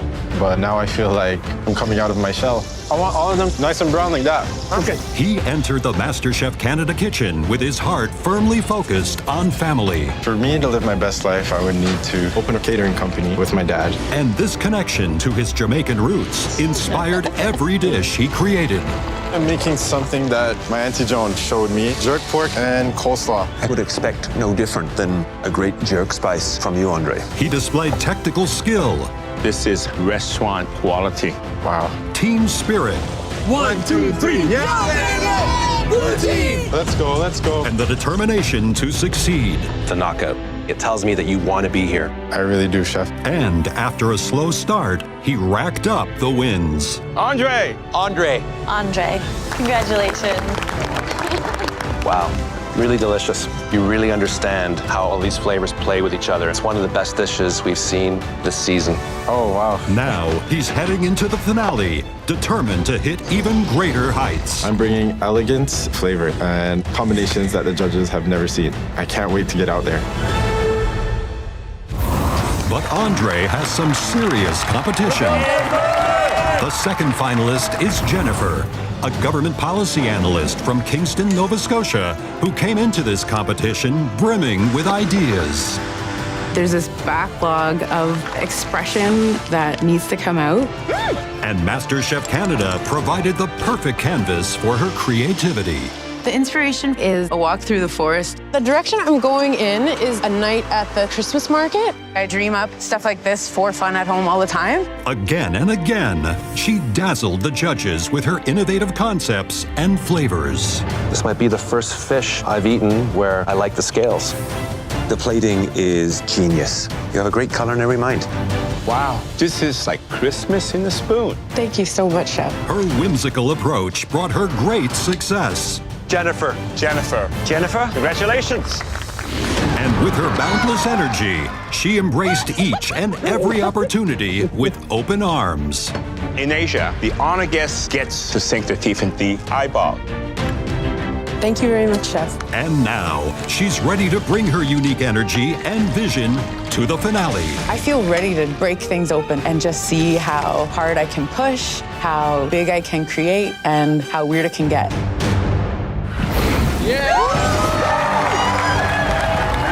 Tonight, one of you will push yourselves over the threshold to make what once seemed impossible come true. By the end of this night, one of you will enter even more elite territory by winning $100,000, a spectacular trophy, and the life-changing title of Canada's next MasterChef. Yeah. You fought hard to be the last two standing, but you're not facing the battle without support. The 10 home cooks up there were your competitors, but also allies and friends. Chanel, you picked Jennifer as a winner. Why? It's so rare to meet someone that can express their true self so exquisitely, and I know she made me look at food differently. I mean, she changed me. So, Jennifer, you're gonna kill it. Thanks so much. Chrissy, you made it all the way to the top 4 in this competition. Did you notice a real spurt of growth in Andre near the end there? Yes, too much actually, and that's why I'm up here. As soon as he finally was just like, I need to be who I am, he's just soared ever since. As gratifying as it is to have your fellow home cooks in your corner, they're relatively new to your food journey. So we've also invited the people who've been along for that ride from the beginning. Jennifer, you have a whole lot of loved ones here to support you. Your partner, Logan. Your friends, Keenan, Teresa, and Mark. And your brother, Lucas. My brother came here all the way from Fredericton, New Brunswick. Oh my God, everybody! You guys! This is the best. And Andre, here tonight for you is your wife, Crystal, one and only Aunt Joan, your mother-in-law, Larissa, father-in-law, Vincent, your dad, Tony. Oh my gosh, my dad is here. I mean, he started everything for me in the kitchen. My wife is here, her parents, and my lovely Auntie Joan. This is just a perfect day. Andre, how does it feel to have your dad by your side? It feels amazing. I don't think he's ever seen me cook. He always eats what I make, but I don't think he's actually seen me show my passion and make something wonderful. I'm here to see that. And Joan, yes. How does it feel to see him here wearing the chef coat in the finale? I am very proud. I thought he could do it. I hoped he would do it, and he's done it. He's here. It's fantastic. Lucas, you grew up with Jennifer. Did she always have that incredible imagination growing up? If you want to be proven wrong and you want to look foolish, you just tell Jen that she can't do something. Jen has always been ahead of her time creatively and as a person. I love her so much. I'm so proud of her. Thank you so much. So Jennifer, what does it mean to you to have all your family here? I wouldn't be here without, I wouldn't be who I am, and I wouldn't be able to do the things that I've done here if it weren't for these people. They're amazing, and I feel very lucky to have them all in my life. We're so proud of you. So proud of you, Jen. Families, it's time to get down to business. You have a front row seat up there in the gallery. Safe from elimination. Oh my God. Good luck. Okay, Dad. Oh, this is exciting. 3 unforgettable courses in just 3 hours. And the clock will not stop. You have 10 minutes in the pantry to collect your ingredients. So, are you ready to take home that title? Yes, Chef. Your time in the pantry starts now!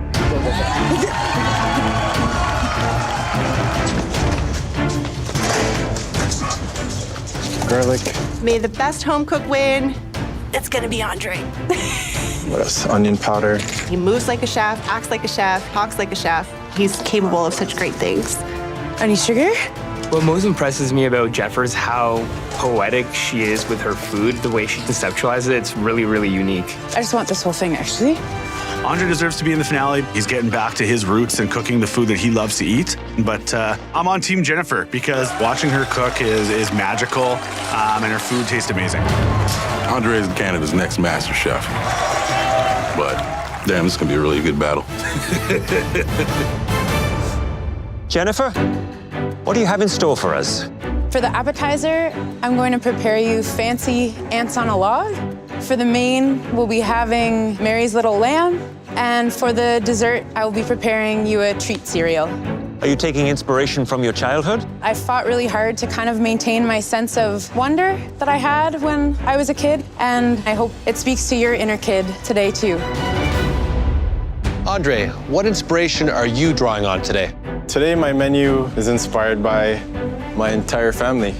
So for the appetizer, I am making a lobster rundown. It is a coconut milk cooked down lobster. For my main, I am making a curried goat basam.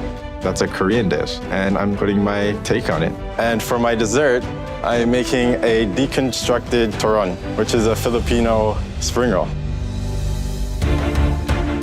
All right, Andre, Jennifer, for the last time, are you ready? Yes, chef! The time starts now!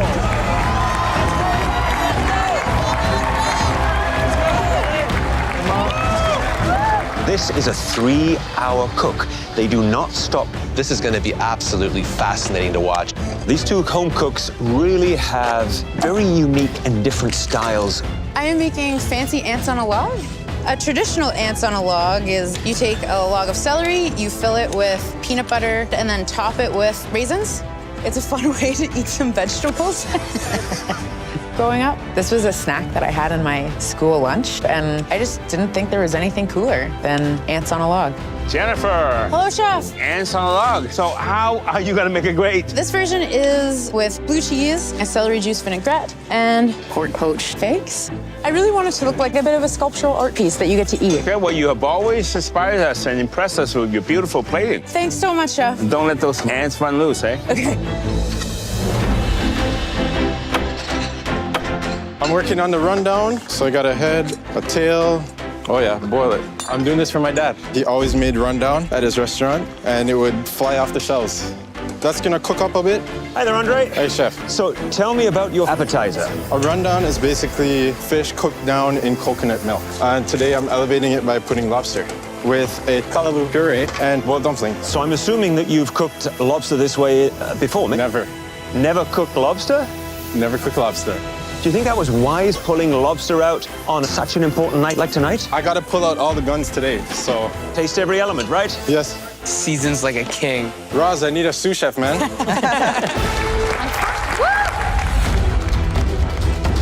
100%, the hardest part of the appetizer for me is the celery.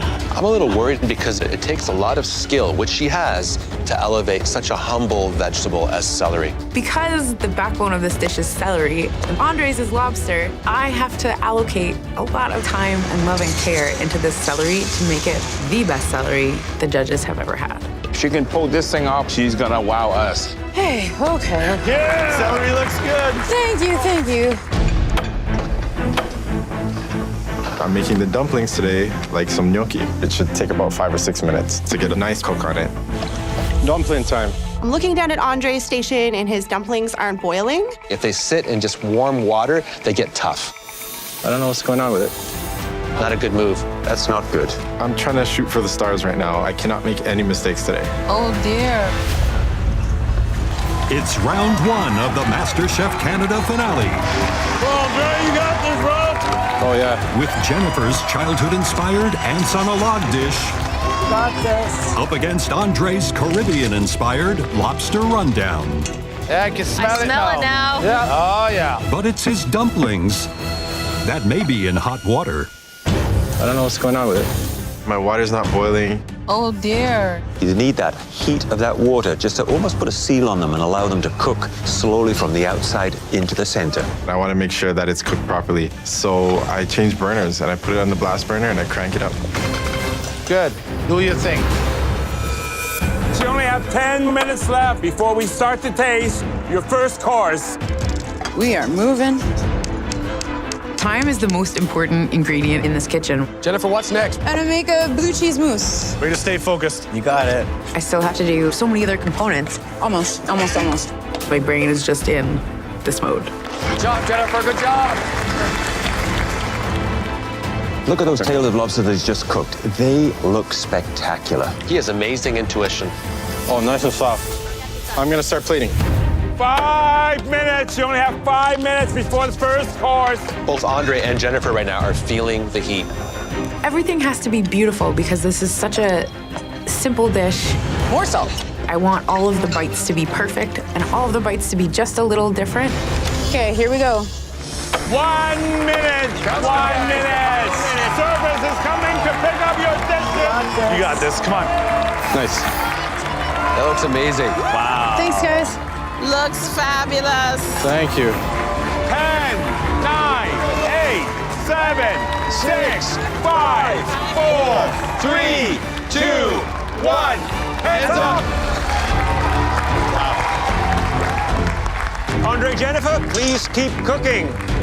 We'll excuse ourselves to the banquet room while we try your appetizers. I think the way I treated every element on this plate makes it a finale-worthy dish. I hope so. I don't care that I never cooked lobster before. This is my last cook in the MasterChef Canada kitchen. You gotta go big or go home. First up for tasting is Andre's Lobster Rundown with a coconut callaloo puree on a bed of boiled dumplings. I love what I see on the plate. It's Caribbean Carnival. It's all about those great colors. And I think the proportions are really spot on. You can see there's a lot of imagination behind the dish.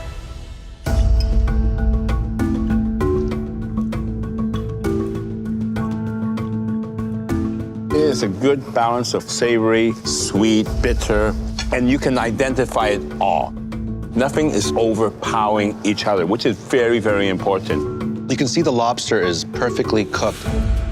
I can't believe this is Andre's first time ever cooking a lobster. This callaloo puree, it is silky smooth, and I like the coconut reacting with the usually very bitter flavor coming from this very leafy vegetable. There's only one misstep in my opinion.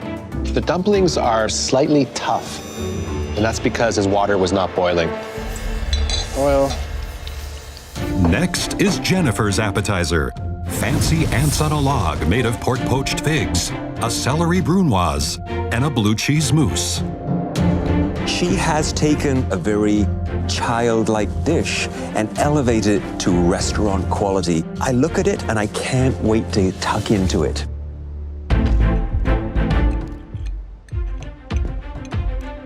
It seems almost simple in the beginning, but once you taste it, you realize the complexity, the fine detail, and the finesse to it. In there, you get so many complex textures. I get the crunch from the walnut and the celery.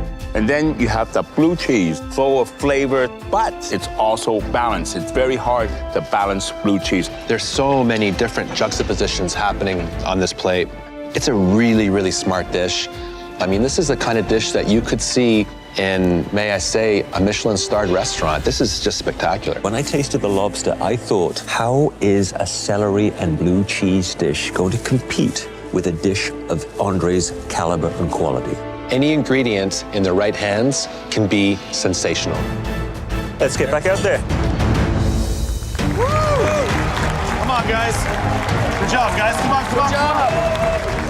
Boy, Andre. Okay, what's next? Lamb.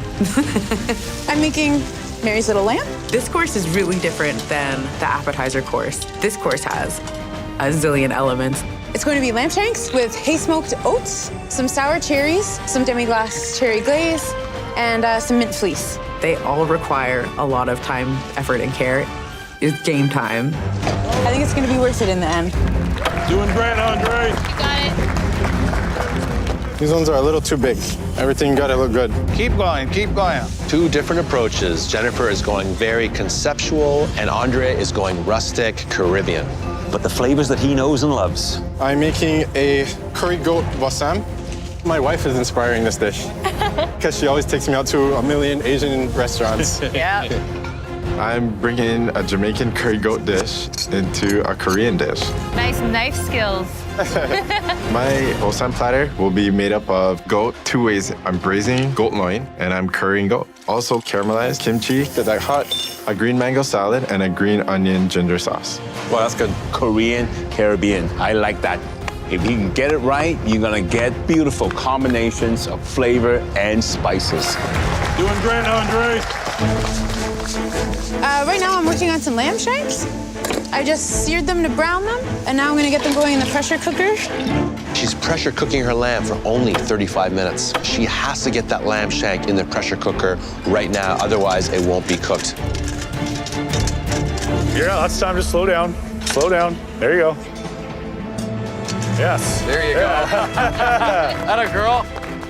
Getting something into the pressure cooker is a calculated risk. You don't know exactly what's going on until you open it. Timing on the lamb is like mega important. 30 minutes. 30 minutes for your entree. What is that, Andre? Gochujang. It's like a spicy red pepper paste. Is that for the salad too? That's for the mango salad. Oh, nice. Is it good? Could use something to mellow it out. More honey? Yeah, and some lime. I just gotta make sure I don't overthink everything and just do what I do best, flavors. Get some salt in there. Jennifer is taking that childhood nursery rhyme and creating almost every element from that nursery rhyme in this dish. I am making a mint fleece for the lamb. To do this, I'm powdering some mint candies, and I'm going to make them into the cotton candy. That is going to be the minty element, which is a great condiment to have with lamb. Is she doing cotton candy in her dessert? No, or this isn't this entree? dish. What? It's crazy. I want a nice little fleecy ball that almost looks like a cloud and will melt away when it touches the lamb. There we go. He still has to do the other goat. This is goat loin. I'm serving this goat two ways. For the curried goat in the pressure cooker, almost there. It's gonna have a pulled pork consistency. For the braised goat, it's gonna be nice and tender like a filet mignon. I'm gonna braise it, baste it in butter, and get it nice. I'm looking for a medium rare cook on my goat loin. If I don't get the cook on this goat right, I'm just handing the trophy directly to Jennifer. 20 minutes, only 20 minutes left. Okay. Oh my God, Jennifer. Both Andre and Jennifer right now are feeling the pressure. I think part of it is that they're multitasking. Half of my burners are taken up by the pressure cookers for almost the entirety of this cook. I have at least 5 elements that require burners. This is very tricky. I think she has too many things to do. I'm a little bit anxious about that. Less than 20 minutes left. The only thing I have done is fleece. I can think of 8 other things I still have to finish. Can I get this all done? Okay, I will eventually need this. I can think of 8 things that I have to get done. I know how to do all these things, but time is of the essence. My oats I am haze smoking right now. I just gotta do the next right thing. I feel like a lamb might want to eat some oats. She's got to be very careful with the smoking. Do not oversmoke. It might impart a bitter finish to those oats. It's risky, but if it works, pure genius. Steel-cut oats are amazing anyway, but with like the sneak attack of smoke taste, I think it'll be outrageously awesome. The smoke smells awesome. Thank you. Goat, how's the goat? Andre is opening up his pressure cooker. How is it? Tastes good. Add some salt. And look, Jennifer's opening up her pressure cooker now. I don't know if it looks done to me. It's tough to see from up here, right? I can tell whether or not things are done usually by feel. I hope I nailed it. How's my time, guys? 5 minutes, 5 minutes. Keep going, keep going. What was that, Jennifer? Red wine demi-glace. Wow. I'm gonna add some of that sour cherry syrup to it. I am brushing these lamb bones with some of the glaze and wrapping them in copper foil. It's finale day, why wouldn't I? 2 minutes, you only have 2 more minutes left. pretty close. I'm pretty close. It's looking good, bro. Looking good. Watch your time. Go, Andre, go. How you doing, man? I think I'm doing well. What are you gonna do with the cabbage? The cabbage is what they're gonna eat it out of, so they're gonna wrap it and put it in the cabbage. Okay. 1 minute. You only have 1 more minute to entree time. Look at those dishes. Wow. Oh, that looks so delicious. Thanks, guys. Nice, Jennifer. Oh my God. Wow. You got it, buddy. You got it. 8, 7, 6, 5, 4, 3, 2, 1. Hands up. That's it. Don't let up now because dessert is going to be served in 1 hour. The judges will now head to the banquet room to taste the entrees. Okay, Bosam has probably never been seen like this before. I think the judges will really like it. At the start of this, I thought this dish might be a bit impossible because there was just so many elements, but it did all come together. I just really hope they love it. Jennifer's entree is up first. It's a braised lamb shank served with hay-smoked oats, sour cherry glaze, and a mint fleece. I always love a story in a dish. It evokes the sort of whimsy of that nursery rhyme. It is eye-catchingly colorful. And this right here, this mint fleece, it is so unusual, very smart.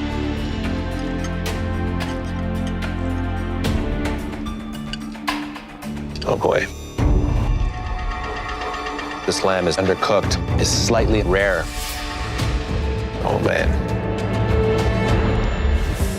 In the middle, my lamb is slightly undercooked. It's a braising piece of meat. This is not the type of meat that you ever serve medium rare or rare.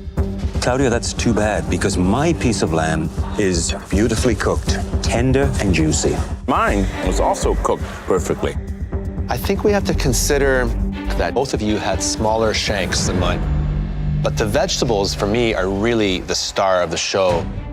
They're so complex. The carrots perfectly cooked. The oats with that smoke going through them. Sensational. I love that combination of meat, fruits, vegetables, starch, all coming together. And the thing is, everything fits. And then you got that plump cherry giving acidity, bit of that juice balancing with sweetness. And finally, I love that mint fleece. There is such a lot of detail in this dish. It's a really good one. Next up is Andre's entree, a curried goat bosam with pulled curried goat, sliced goat loin, caramelized kimchi, and a mango salad in gochujang sauce. First thing in my mind is I really got to dig into this dish. Once you smell that aroma of the curry, of all the spices coming from Korea and the Caribbean, and making it a bosam, okay, something wrapped in lettuce, which is going to take the edge away from the heat, is perfect. Look at the color on the goat loin. It's perfectly cooked, perfectly rested. I am really excited to try this.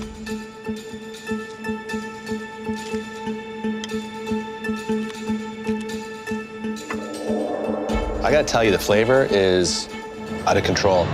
It's so multi-layered. There's so many flavor components to it. It's sweet, there's acidity, wonderful development of spices and heat. The flavors are absolutely magnificent. And that is Andre's gift, that perfect cooked roast loin, the wonderful savory flavors of the curry, the kick of heat from the kimchi and the mango. A bit of Caribbean, a bit of Korean mixed together. This dish is fusion at the highest level and not bad from a guy from Scarborough.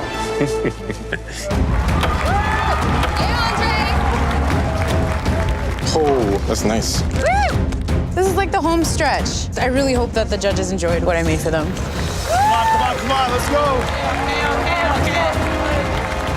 Oh my God, I really wish I could hear what the judges said about my dishes. I know I did them well, so hopefully they see that. These home cooks have been cooking solidly for 2 hours. The pace has been brutal. They cannot lose that momentum right now. It's crucial. It comes down to this very last dish, dessert. Is that rice? Yeah. You're puffing the rice? Oh, that's so cool. Oh, nice. Jennifer's doing a take on sugary breakfast cereal. I love breakfast cereal. Many a chef finish their night with a bowl of sugary cereal. It's more Saturday night than Saturday morning. Good. Puffy. And Andre is doing an elevated version of a classic Filipino dish. I'm making a deconstructed turon. A turon is a plantain coated in brown sugar and wrapped in a spring roll and fried. Hey there, Andre. Hi, chef. So was this something that you would eat growing up? Since I met my wife, her mom has made it for me almost every single week. So how are you going to make it really special? The Jamaican part of this is the grapefruit soda snow, and I have a stout and coconut condensed milk sauce here, and I have a nice Irish moss red seaweed ice cream to go with it. They sound like amazing, unusual ingredients all coming together. Yes, chef. Good luck. This is my first time making ice cream and the grapefruit snow, and yeah, I just hope it turns out well. If I'm going to serve the judges treat cereal in the finale, I better make sure that there's some good technique in that bowl. Let's see what happens here. I'm making a chocolate crumble, meringue marshmallows, a sugar-cured egg yolk with a brulee, chocolate ganache, and tea smoked milk. Jennifer. Hello, Chef. Okay, How tell are me, you? why tea smoked milk? Something that I think is so nice after a meal is a sweet and a tea. And I use my favorite tea, which is birthday cake flavored.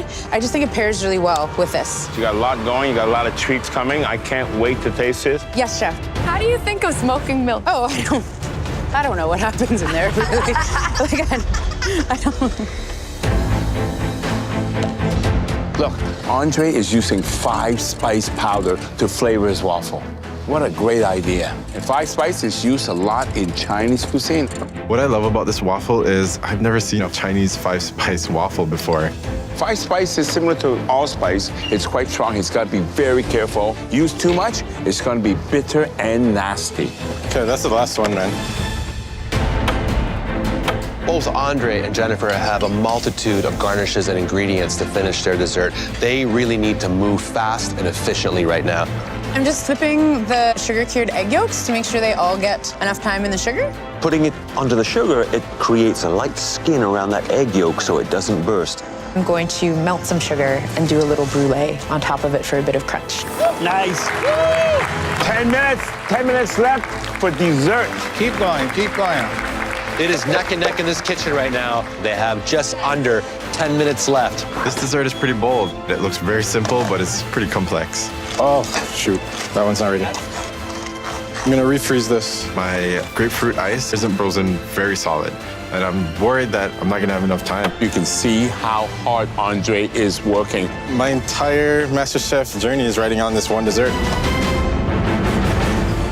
Andre and Jennifer are racing to finish a grueling 3-hour finale cook that will determine which of them takes home a $100,000 prize and the title of Canada's newest MasterChef. The final dish, your dessert, has to be ready in 2 minutes. You got it, Dre, come on. 2 minutes? Oh, that's nice. Cannot find words to describe how I feel. I've never been so proud of Andre in my life. Come on, Andre. Go for it. Looks great, Jennifer. Just to see Jennifer in her element doing what I've always known her capable of doing is amazing. Woo! 1 minute! You have 1 more minute left. Come on, 1 minute. Let's go. Come on, guys. Look how soft that ice cream is that Andre's scooping out. It looks gorgeous. Let's go. Wow. These dishes look pretty incredible to me. Yes, Jennifer. 15 seconds. Finish strong, finish strong.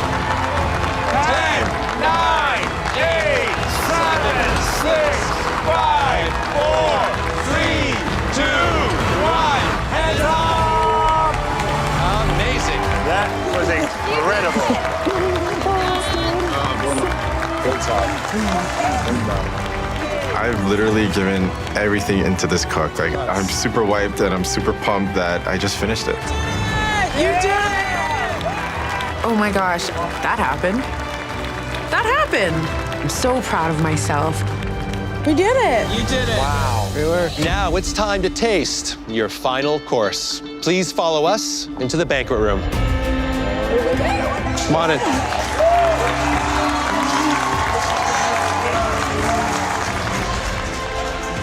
I feel so grateful and excited. Like, emotional roller coaster doesn't quite capture it. It feels like when I used to do track and field in high school, just feel nerves all over. Well, Jennifer and Andre, I bet you're dying to find out what we think of your first 2 courses. Let's start with the appetizers. Andre, your lobster and callaloo rundown was bright, colorful, and packed full of flavor. Wow. You know, I really enjoyed the rundown sauce. I just wish there was more of it. And there was one little misstep on your plate. It was those dumplings. They were a bit tough. Jennifer, after tasting Andre's succulent lobster, we weren't sure how celery was going to compare. But your ants on the log won over even the demon chef. The blend of flavors and textures elevated this dish into something truly unique. And now for the entrees.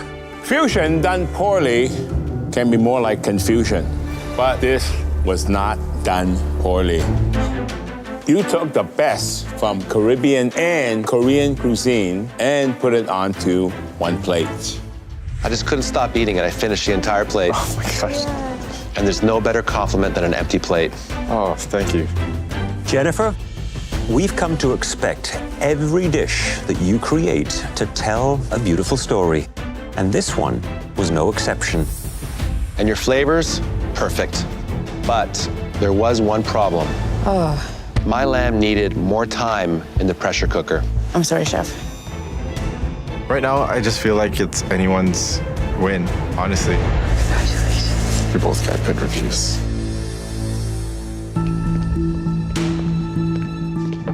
Andre, please tell us about your dessert. Today, I have a deconstructed toron. I paired it with a stout sauce, also a Chinese 5-spice waffle, some caramelized plantains for the crunch, and the snow is a grapefruit soda snow. I'm a sucker when it comes to the desserts, and I just love a really well-presented dessert. And this looks inviting. It looks fresh, it looks clean. Well done. Thank you, chef.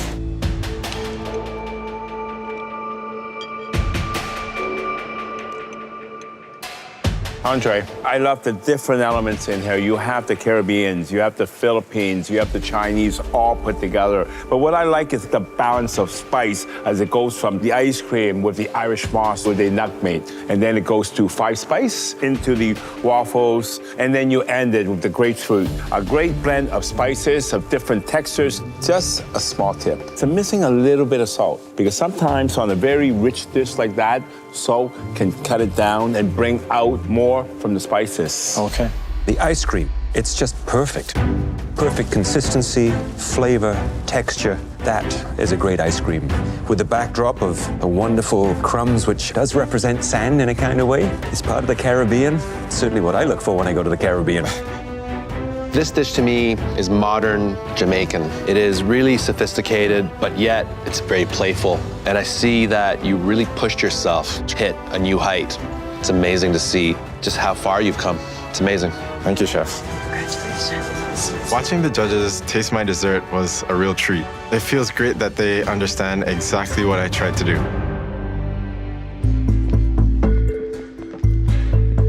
Jennifer, please describe your dessert. Tonight I've made one of my favorite dishes, treat cereal. There's a chocolate soil in the bottom. I've puffed a variety of different rices. I've made some marshmallow meringue. There's a chocolate ganache bed for the sugar-cured egg yolk, and I've tea-smoked milk. This isn't just a dessert, this is an experience. Oh.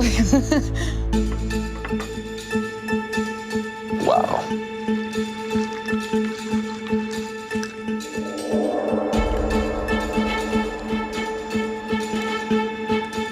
Jennifer, that first mouthful is a bit of a mystery as to what's in there.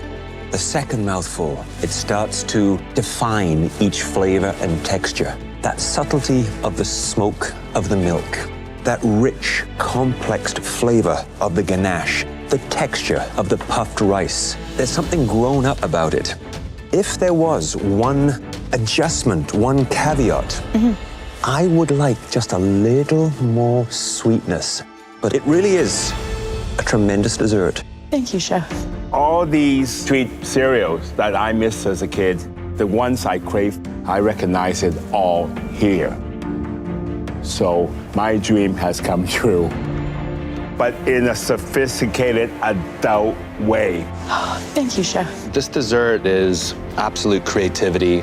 It's somebody who's really mastered technique, flavor. You can't teach this. This is one of the most original desserts I've ever had. Thank you, Chef. I kind of just wanted to give them some of the sense of wonder I have felt the entire time I was here. I'm just so happy. Andre and Jennifer, I think it's safe to say that the three of us are floored with the quality of both these meals. We're going to need a few minutes to discuss. Thank you both. Chefs. Thank you, chefs.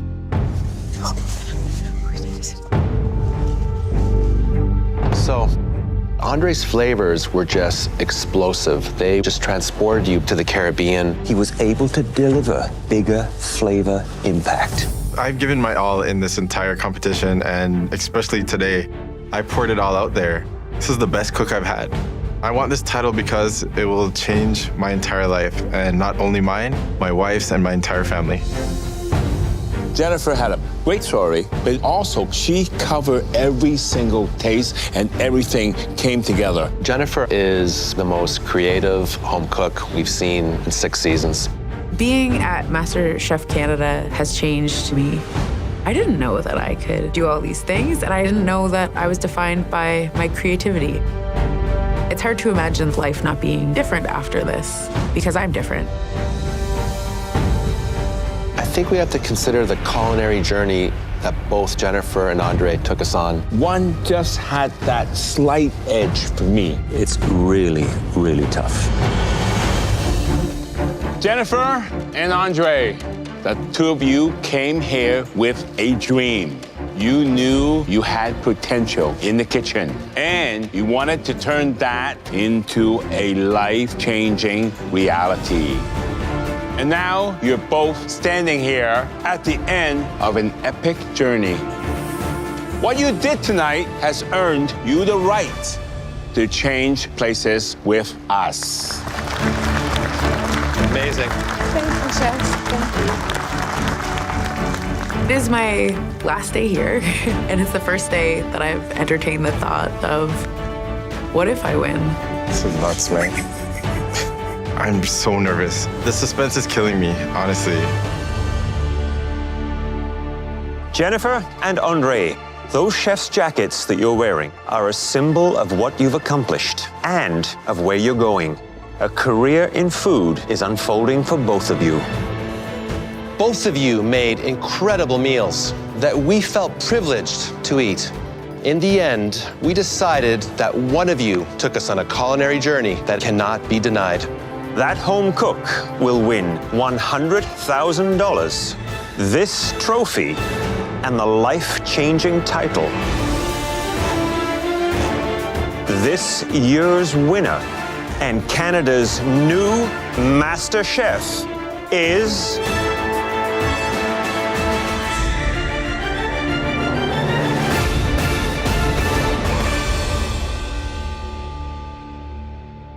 Jennifer.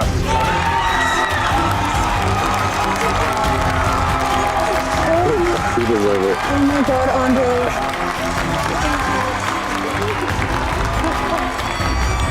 Oh my God, I'm MasterChef Canada. Congratulations. Thank you so much. Thank you so much. I finally figured out what I want to be when I grow up. Or like, not totally grow up, but you know, I figured out what I want to do anyway.